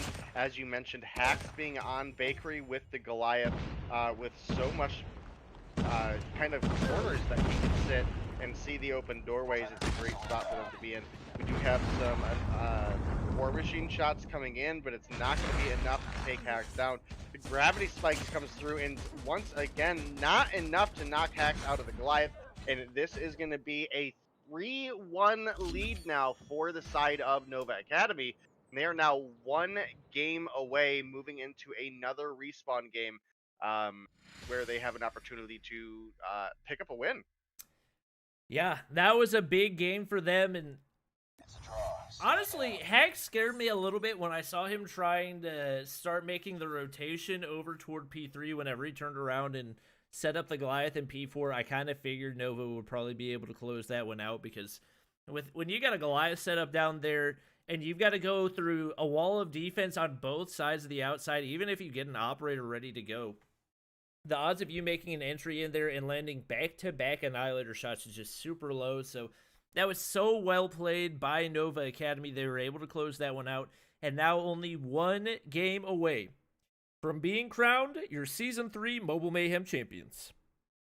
Yeah, and they very likely could do it again. We do give Nova Academy typically the edge in respawn. Obviously, our last matchup for Firing Range Domination went in favor of Infinex, and in fact went pretty convincing in the favor of Infinex. So I don't know, maybe Infinex just struggling to get the rotations that they need for Hardpoint, and maybe with moving into a Domination matchup, we could see them potentially pick up another win. Yep. I mean, yeah, they were really good on Firing Range Domination, and if Tatio, I don't know what it is for him with Hardpoint today. He's just not been able to get the quick starts that we typically see out of him.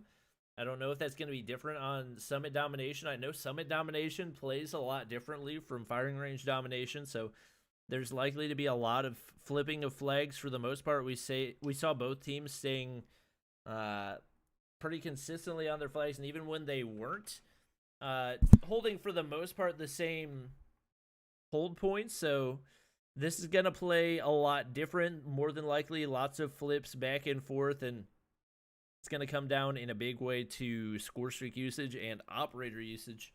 But we are just waiting on Cheto, Tio, and Hex to ready up.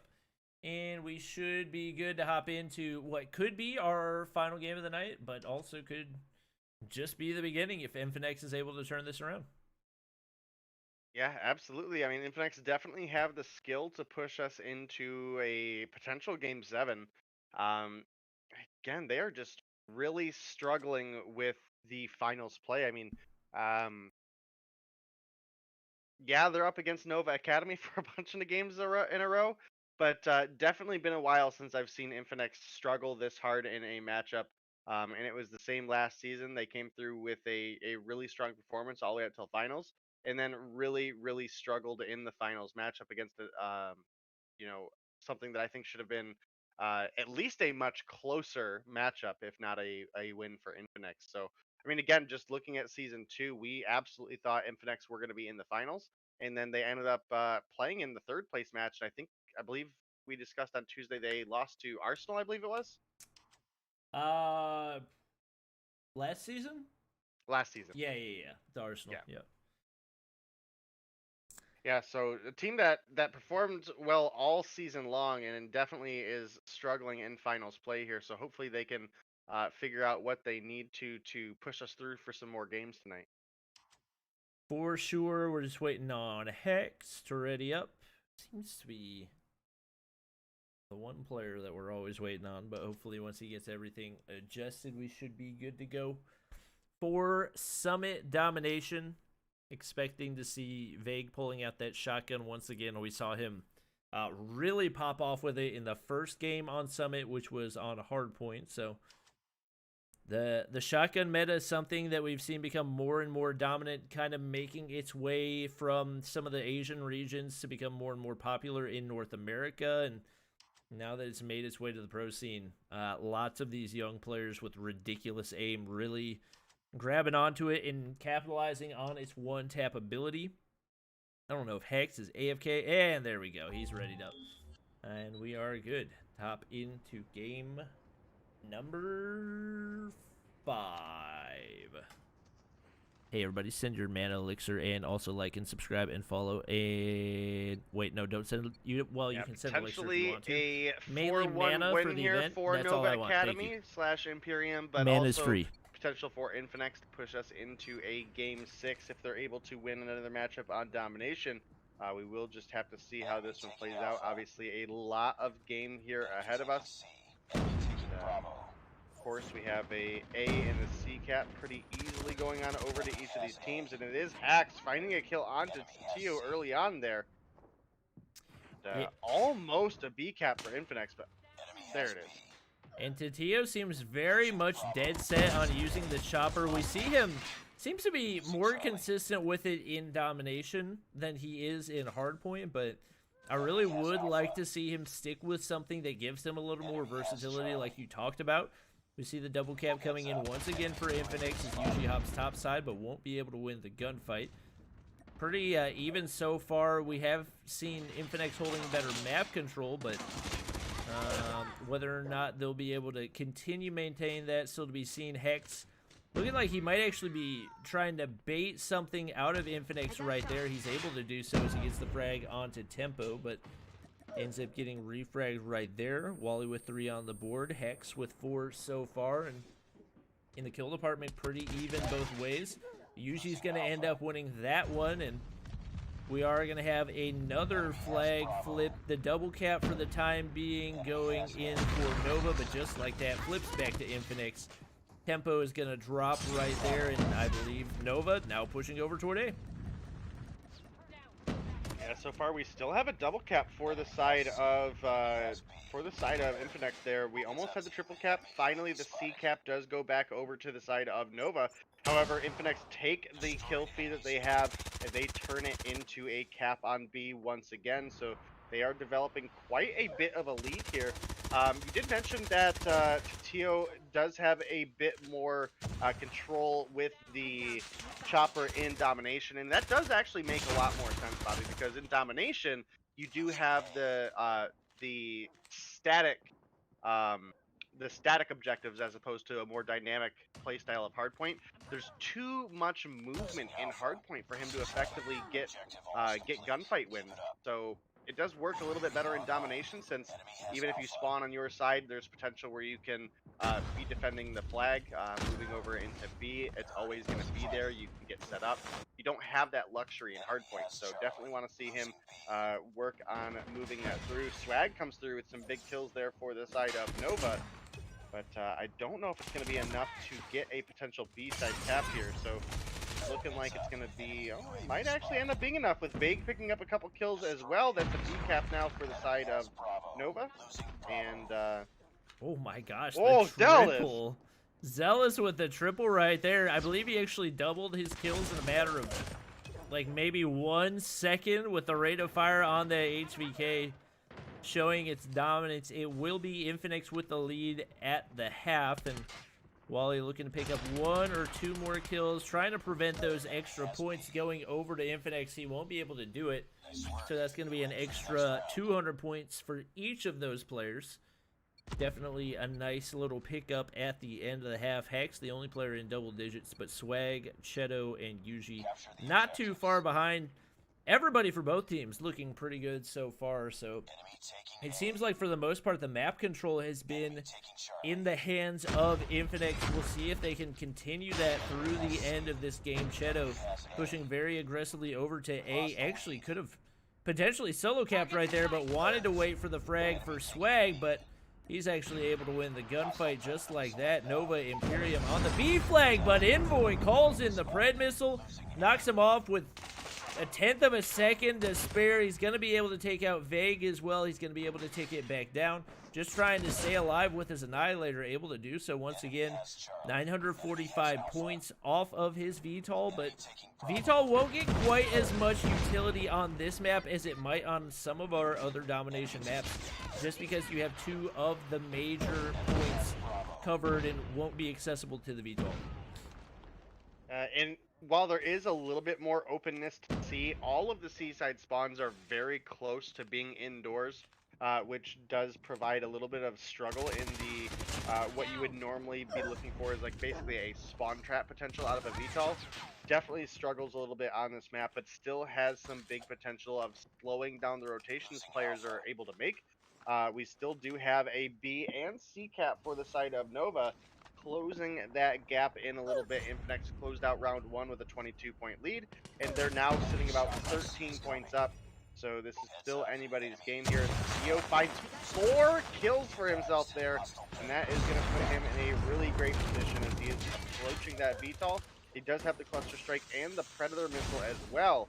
So if we can get a cap here on B, which it looks like we are going to, we have some good score streaks for Infinex where they can hold down a B or potentially even a C flag, as they do lose A and do get the spawn flip over to B. Yeah, we get the double cap coming in for the time being for Nova. So many score streaks on the win. We got cluster strikes. We got Goliath about to head in as well. Everybody on both teams in double digits with the exception of Vague, who should be able to move in pretty quickly. With Wally hopping in the Goliath, the play of Goliath and especially their positioning is going to be a really big factor in which team's able to close out this game. You can see they've been so close throughout, only 3 points separating the teams. It looks like Nova Imperium is going to be able to close that one out, and they try to put down the trophy system, but they're not able to do it. Tatio not only, wait, no, it's Zealous inside the VTOL. They're trying to get it shot down. They're able to do so. Really not a whole lot of utility right there for Nova Academy, and I think that's part of the reason we've seen fewer and fewer players using the VTOL, because not only can it be taken out so easily, but whenever it is, it's gone quickly, and Tatio calling in a VTOL of his own. Yeah, and this is a big opportunity for them. He does save off of the B flag there, helping his team out. Has a couple spawn kills there, which is going to help slow the rotations. So not a ton of kills, but timely kills. Again, Got a handful of kills off of respawns there to once again going to force the opposition back. It's given them a little bit of extra time here on the B and C flags, and they will start to extend their lead a little bit once again. Sitting about 7 points ahead of Nova right now. It's definitely still anybody's game, but Nova are running out of time as Infinex are getting ready to cross into the 140 mark with 2 flags capped. I believe we now officially need a triple cap coming out of the side of Nova Academy if they want to win.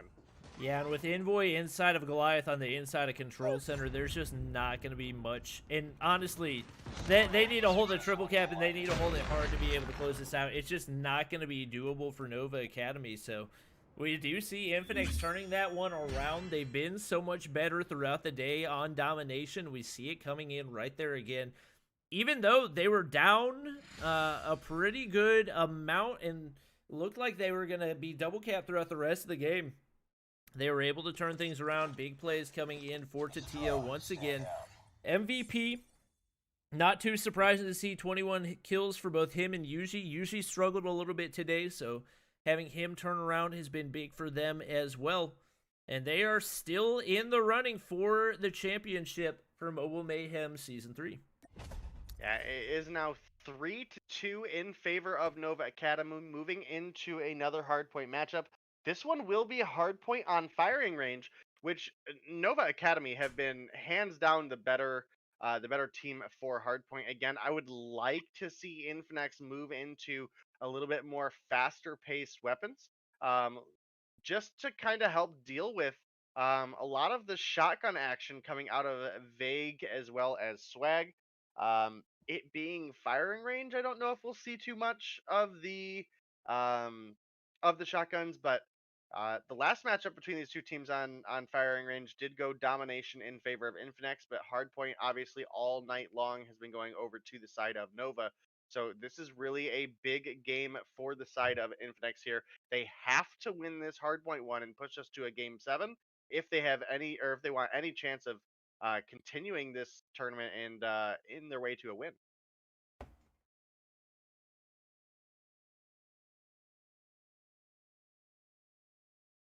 All right. Oh, getting ready for hardpoint firing range. I mean, Nova's been the kings of hardpoint so far, but Infinex has looked stronger and stronger throughout the day. Who do you got winning this one?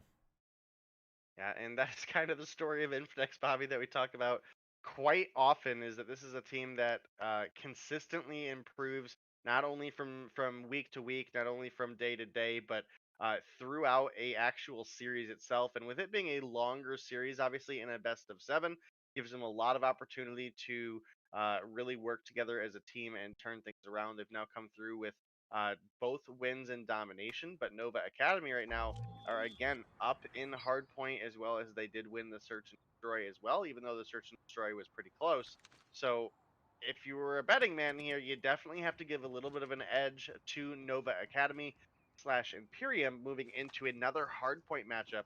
But again, firing range is one of Infinex's stronger maps, so that can definitely play a little bit of a factor in this as well. But got players getting ready to get spawned in here pretty soon. Actually, it looks like we may be getting a lobby reset, but I don't know what gun I am looking at right now. What gun am I looking at? Okay, so you're seeing it too on UG? Oh, and on Hex as well. All right. Fantastic. That was wild. Got some advanced warfare guns coming out here. Yeah. Do not miss that game at all. Gonna be honest. It's a draw. Stand down. Was it Warfare the first one with jetpacks to come out? I can't remember. Whichever that first one was really left a bad taste in my mouth for Call of Duty. Rough times, team. But we will be getting you guys into this game pretty soon here. Very likely someone just had a score streak wrong, wanted to catch it there before we got into the game. Maybe a class just needed to be changed off a little bit. So I imagine it looks like tempo changing something up. So not entirely sure what yet, but we are getting back into this game now, and this is going to be an exciting one. Nova Academy potentially able to win away with the first place win of Mobile Mayhem here, and Infinex also potentially able to push us to a game 7 if they're able to pick up this match on Hardpoint Firing Range. Yep. And I believe Nova should be the first team to enter the hard point, especially if they're able to get trophy systems down with control up top of pin. Setting up well, they getting a little over aggressive right there. I like the hop up to get the frag, but not sure I'm a big fan of the hopping down and overexposing yourself. So Hex is going to get a 2-piece. It's actually Tatio getting a 3-piece off the start, not able to get the trophy or the trip mine down. Nova Imperium does get some time on the hill, and Wally already with 4 kills right here. Trying to find somebody through the smoke, will be able to do so onto Tatio, but Yuji is, or Envoy is up top waiting for him, and it has been a very back and forth hard point so far.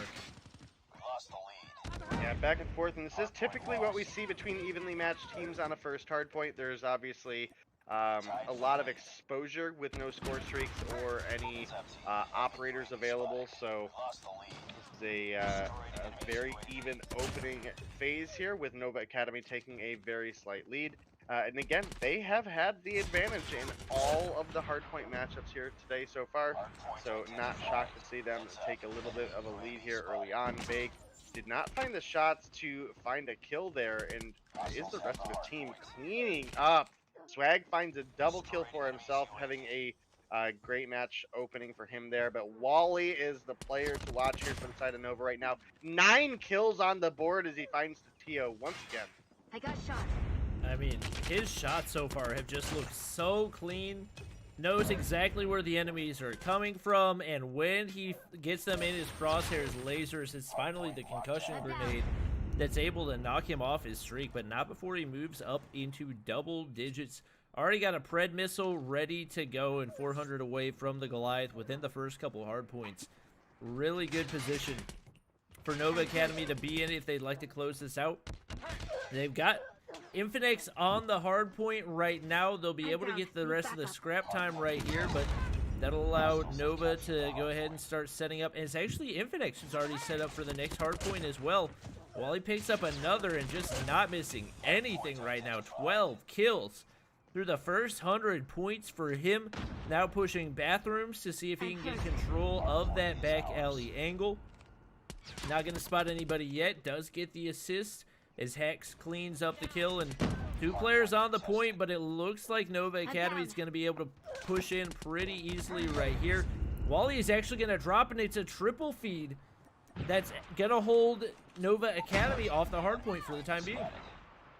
Yeah, and this is big for Infinex as they take a very, very slight lead in their favor with plenty of Gloria with time the left gifted on sub, I this hard appreciate point it. as well. Again, they have to win this matchup here if they want potential to win. Otherwise, it's lights out for Infinex. So this is potentially the makings of a game 7 if they can keep this momentum. And it honestly looked like it was going to be looked like it could be a quick 4-0 for Nova Academy, but Yuji just with the, what was that, a triple, a quad? I don't know right there. 11 kills now for him. 14 for Tatio, showing that he should have been the MVP for Mobile Mayhem Season 3. Game in and game out, being the MVP for this team, and now trying to pre-fire spray through the window right there. Not able to land anything, but he's going to get the UAV and the Shock RC going top side. Not able to take out Swag, who has just not had the performance that we typically see out of him so far today. Only 8 kills. Zealous typically one of the top fraggers in respawns, but only 6 for him so far. It will be Nova Academy on the hill as they look to push this back closer to a tie. The concussion grenade coming into the hard point. Wally will be all right, and with Swag picking up some frags right here as well as Zealous. They could turn this one around, but they've still got a ways to go if they've got a shot at making this comeback happen.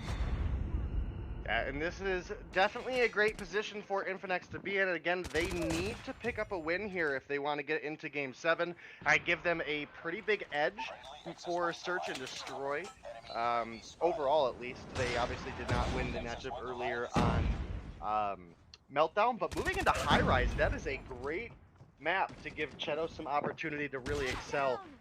So we will have to see if they are able to make it there, as they do have Infinex on the hard point once again with about a 20-point lead right now. Yeah, and Yuji is situated really well. I don't like that move, hopping down into the hard point. That exposes you to a lot of different things, so he's able to get a couple kills right there. But as I say that, the cluster strike on the way in, a Goliath in the top of 10 is such a good thing in hardpoint on firing range, and he just gave that up for free as the score streaks rain in. That opens it up wide open. That gives up their map control. You can see Zealous now on the back of 10, gonna have control from right there, and in my opinion, a really big mistake right there from Infinex. We do have Cheto continuing to push up. He's gonna get frags from inside the hard point, and they will be able to make rotations toward next as well. Vig's gonna get taken off of that truck, but we do still have a Goliath on the inside of 10. Cheto is gonna get taken out by the Pred missile, and it's now Nova Academy flying at this hard point, trying to take control. Yeah, absolutely. And with Infinex just 14 points away from a win, Nova Academy need to hold this down. Nova can win off of this hard point if they're able to keep it uncontested. They do have a couple second window of some cushion, about 10 seconds, so more than a couple. So big opportunity out of the coming here from them. They have Goliath on board. This very well may be them being able to close it out, but that's a big double kill for Yuji there. Yeah, I think we had a triple feed coming in, but Hack's still on the hard point inside that Goliath. They're going to need operators to be able to get this contest. They've got it for the time being. Players all over the place for both teams. They're able to get rid of the Goliath, but it's still Nova Academy inside the hard point. Envoy pushes in, ends up getting the frag. They can't win it on this one, so they need to go ahead and start setting up next. Honestly, if I'm Envoy, I want to go ahead and start setting up, because you see so many Nova Academy players over big kill there. from Tempo. So many kills coming in left and right. Vegas set up on the hard point. He's got teammates over there. Cheto's right there. He's got a Goliath. He needs to get on the hard point for the contest. He's hopping in, taking shots. Both teams have players all over the place. Players drop left and right. There's nobody on the hill. We got some tempo coming in for Infinex. Tempo gets a big frag right there. That's going to be the game changer. And Infinex wins their first game of Hardpoint on the day. And they will be pushing us to a game number 7. That was a really, really big comeback game for the side of Infinex. They're pushing us to I think actually our first Game 7 of Mobile Mayhem Finals. So that's a huge position for them to be in. And again, I would normally just give them the edge moving into a search and destroy matchup, especially on High Rise, where Cheto really has a lot of opportunity to excel with the sniper rifle. Obviously, it's a map that we see Tatio do very well on quite often as well. But, just to answer that back, looking over at the side of Nova, Swag, obviously not a sniper that you can sleep on over there as well. And depending on the route he takes, there is some potential to see Vague pull out a shotgun on High Rise as well. There are a lot of close quarters, both in the tunnels as well as around the bomb sites. So definitely be keeping an eye out for some of that. Yeah, that play from Tempo at the end of the game to be able to secure the hard point and actually clear it out from multiple Nova Academy players, just so big. And going from a 3-0 lead, it was a 3-0 lead, right? It was a 3-0 lead, and then it was, I believe so. No, Yeah. wait, it was. Or was it 2-0? It was 2-1. It was 2-1. Yeah, 2. In the third game. So yeah. But regardless, just a great closeout by Infinex. It seemed like they were going to have the final syndrome, but they've shown that they have come to fight today, and especially with the sniping ability of Cheto and just so much talent, so much veteran leadership on this team, I feel like they could potentially turn this one around and come away with the W. Swag, if you're a Nova Imperium fan, you need him to come through with the snipes. He's struggled all day long. He hasn't been necessarily playing bad, but he hasn't been the marksman self that he typically is, and that's what they need from him, especially as we get ready to hop into Search and Destroy on High Rise. So definitely keep an eye on him. He's going to be one of our players to watch as we hop in to our final game. Yeah, absolutely. This is a big, big finals here for Mobile Mayhem Season 3. This is, again, the first time, I believe, that we have seen a Game 7. And it really just goes to show how close these teams truly are. In moving into Search and Destroy, I can't think of a more exciting Game 7 to finish things off on. Obviously, we won't see anybody winning because of persistence. And it's really just going to boil down to the rotations of players and the gun skill, because once you die, that's lights out for you for the round. So it really brings a very, very high level of execution needed to win this. And again, this is a historic map for Call of Duty. This is a big one for sniper presence. So obviously, again, I said it right at the beginning, looking at Cheto and Swag specifically for this matchup. But Vague actually has a sniper out as well, so we'll have to see. And we've seen so Vague does Tatio. snipe like occasionally before. Not too surprising to see double snipers in play, especially for how wide open this map is and what an advantage having a sniper gives you. We've yet to see a first blood so far, and Vague trying to peek those bottom angles, see if he's able to find anybody. Cheto actually peeking through the window, the little gap between the window and the little bar right there, but the plant actually going down pretty early, just like that. Swag gets the first blood, ends up getting refragged by Envoy over on the top of that building, and just like that, only 2 players remain right here for Nova Academy. Vague's going to get a shot onto Tatio, and Hack's staying alive, but not going to be able to protect for the time being. Vague too wide open to get the defense right there, and the defuse will come in, as we do have Infinex going up to a 1-0 lead. Nice work. Get ready for the next round. And again, I do give Infinex the lead in Search and Destroy, as well as being on a map so sniper revolved for Cheto, who again is our marksman of the split, Swag in second place. So Cheto definitely needs to come through with a big performance here. That last round, it was Envoy for the team with a really strong performance. 3 kills on the board for him, as well as obviously we got the defuse out of Tempo as well. So overall, just really well played by the side of Infinex. Still anybody's game though, so definitely be keeping an eye out. Players you definitely want to look out for in Search and Destroy: Swag, Vague, and Zealous, as well as even Hacks. So Wow, and Swag actually hit the pole on the first shot. Still ends up winning the sniper battle with Tatio, and now a 2-man advantage right here as players dropping for Infinex left and right. Cheto looking to make something happen. Hit markers onto Vague, won't be able to get the kill, usually all by himself. Does get the kill onto Hex, but with the pressure on, and Vague right there hitting a beautiful quick scope that will allow Nova Academy to tie things up at 1-1, and looking like we are going to have a special one in our final match, or our final game of the night. Surprisingly enough, Cheto has not yet picked up a snipe, so we'll see if he can manage to find those right lines of sight to find something and get into a little bit of a rhythm right here. yeah, definitely needs to kick this curse that he has in finals play. I mean, we don't see him struggle all season long against any snipers, really. I mean, you know, back when we've seen him facing off against Sneaky, against Swag in the main seasons, we always have seen him winning out those trades. Coming into finals play, that hasn't been the case, and this is such an important match for him to turn things around, but he's down once again. Tempo is now going to get dropped by Vague, and Wally finds a kill as well, so this is a big, big opportunity for the side of Nova Academy. They do get the plant down, and now in this 3v2 with Tio, very, very crippled in his health. And he's only got a pistol right now up against the HVK of Zealous, so there's just not anything he's going to be able to do in that gunfight.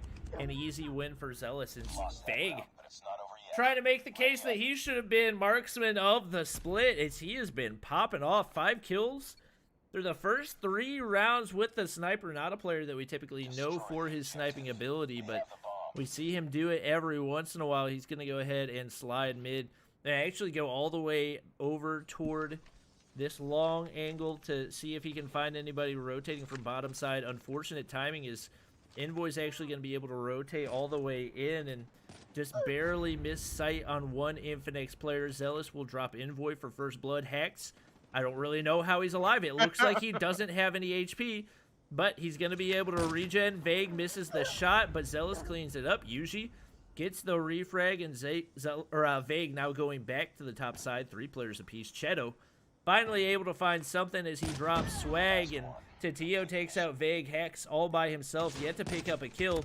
He is going up against a couple snipers, so it could be possible he's able to get the first kill onto Cheto, but with players looking to drop down pretty soon right here, he's going to have to get away quickly to make this manageable.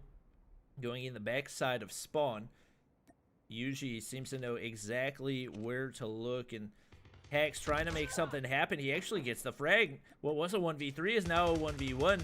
Tatio's on the outside, but doesn't want to take the gunfight. He's picked up a QQ9. Would like to make this a little bit closer range and give himself a better shot. Hacks does have the pressure on as the bomb carrier. He needs to get this down pretty soon, and seems to be playing pretty passive, especially given how far off Tatio is right now. So he's only got 25 seconds to push out and make something happen. I believe Tatio saw him. Yeah, I think he saw him from the top side. If he's able to get the hop down, oh, this should be an easy frag for Tatio. It is wide open, super exposed, and that will be Infinex closing that one out and tying us back up at 2-2. Yeah, that was a big clutch for Tatio there. Hacks played it really about as good as he could, but running down into those last couple seconds, he had to either find the kill or get the plant. Went for the plant. Didn't see Tatio laying down up by the helicopter, but Tatio was able to see him through the grates, making the rotation over, and Glory was with the able gifted to drop sub, I down appreciate and it. pick that kill up. So great timing out of Tatio there. And you know, as you mentioned, Vague having a phenomenal performance here on this sniper, which we don't get to see too much out of him. Cheto definitely struggling though. And Hex has the bomb. Looks like he's going to go for the plant over on A. To be honest, I will probably frequently forget the callouts for which of these bomb sites are which, because I never play Search and Destroy on high rise, but the double equipment destruction from the trophy system giving him a little bit of utility. Could potentially get a UAV if he can pick up a couple frags right here now. Just trying to do his best to defend the site, and with no players down, we do finally have Tatio getting the first blood, but they've still got to drop 4 of the remaining Nova players. Tempo's going to get this frag onto Zealous. Hex sliding the corner, not able to get the kill. That's actually big. Wally going to be the only player remaining. He's going to get taken out by Tatio and Infinex. Looking like they were running out of time, but they shut it down quickly. 4 players to the 0 remaining for Nova Academy, and they're now going to take the lead at 3-2. Yeah, Infinex having a probably a very excited heat here, as again they were down pretty substantially. It was looking like it was just going to go over to Nova Academy. They've pushed us into Game 7 and have now taken a lead. Tatio having a great performance, 6 kills on the board for him, but we really need to see Tempo and Cheto stick it up here if we want to get the clean win here from Infinex. And, you know, again, Cheto just seems to struggle quite a bit, but he finds Swag right when he needed to. Yeah, that was huge. They were going back and forth at that for quite a while, and I'm shocked Cheto didn't spot Hacks over in the little carriage hop-up on the right side. That's going to allow him to continue to have the element of surprise. Wally taking out Envoy. Usually gets the trade. Wally all by himself on the bottom side. He's going to need to reposition. Still 2 players remaining for Infinex. He usually has the bomb in hand. Now pushing up to the B site. See whether or not he's going to go for the plant. Actually, is going to return to the bomb site. He's going to go for it right there. Actually, I think trying to bait a little bit with the trophy system down, and a trip mine on the backside should be sufficiently covered. You got Wally looking to find a pick right here, but with the bomb down and 2 highly skilled Infinex players remaining. I'm surprised Cheto doesn't have a sniper out, but when you're playing for trades with your teammate, sometimes it's a little more advantageous to have the AR in hand.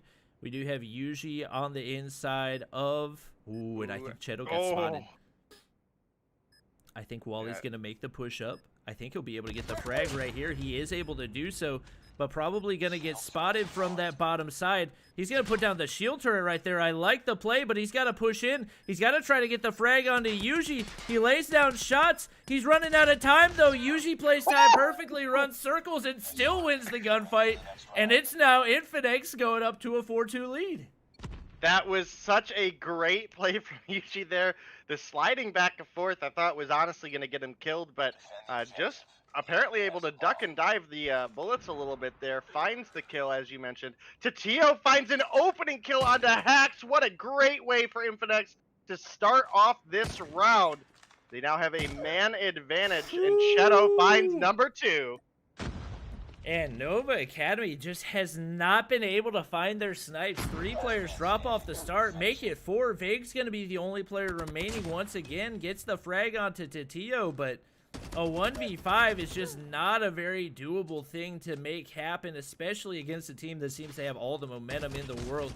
Trying to land shots onto Cheto, but Tempo is waiting.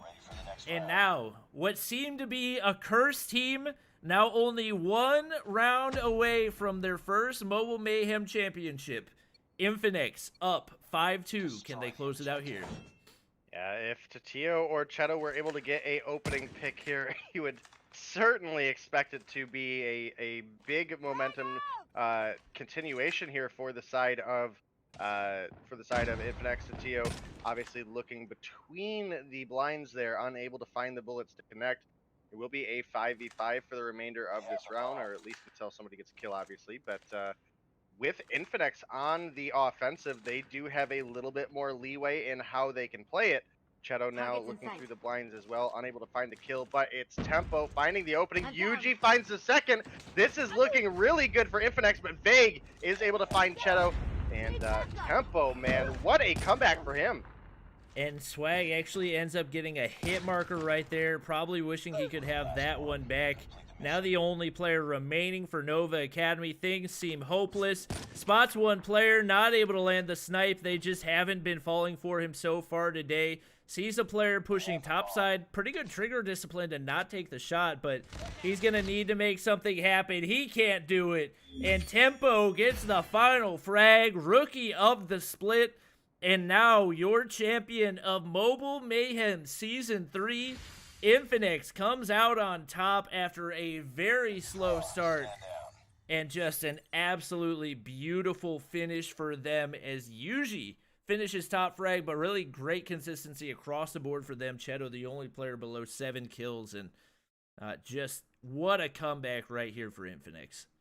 Yeah, that was great plays out of Infinex. Yuji came through so big for the team here in this search and destroy matchup, as well as Tempo had just a phenomenal last couple rounds there. Found quite a few kills after he was sitting down pretty low on the leaderboards for a long time. I mean, I think up until the 7th round, he had 2 kills on the board, and then ended up finishing out the game with 7. So just in those last 2 rounds, really big plays out of him. Infinex finally are able to come through, make it into the finals, and come away with a win after what I would have considered to be a pretty big upset for them, losing so early last season. Yeah. And especially given their struggles up against Tribe with an undermanned Tribe team, to see them turn things around and somehow manage to get a win in this, just a huge accomplishment for them. So congratulations to Infinex. Fantastic season of gameplay overall, but especially through the semifinals and the finals. Thank you for your great gameplay. Once again, GG's to Nova Imperium as well. They put up a great fight, and going to continue to expect big things out of them as those players continue to improve. That is going to be it for the stream. Once again, as always, thank you to Day for helping me cast. Thank you to Zim, B, Splinter, Ronan for organizing everything as well and making life easy for us casters. That's going to be it. Hope you guys enjoyed. Make sure to go show some love to whoever I end up rating after this is done. That's going to be it for the stream. Thank you guys for watching, and I will see you guys next time.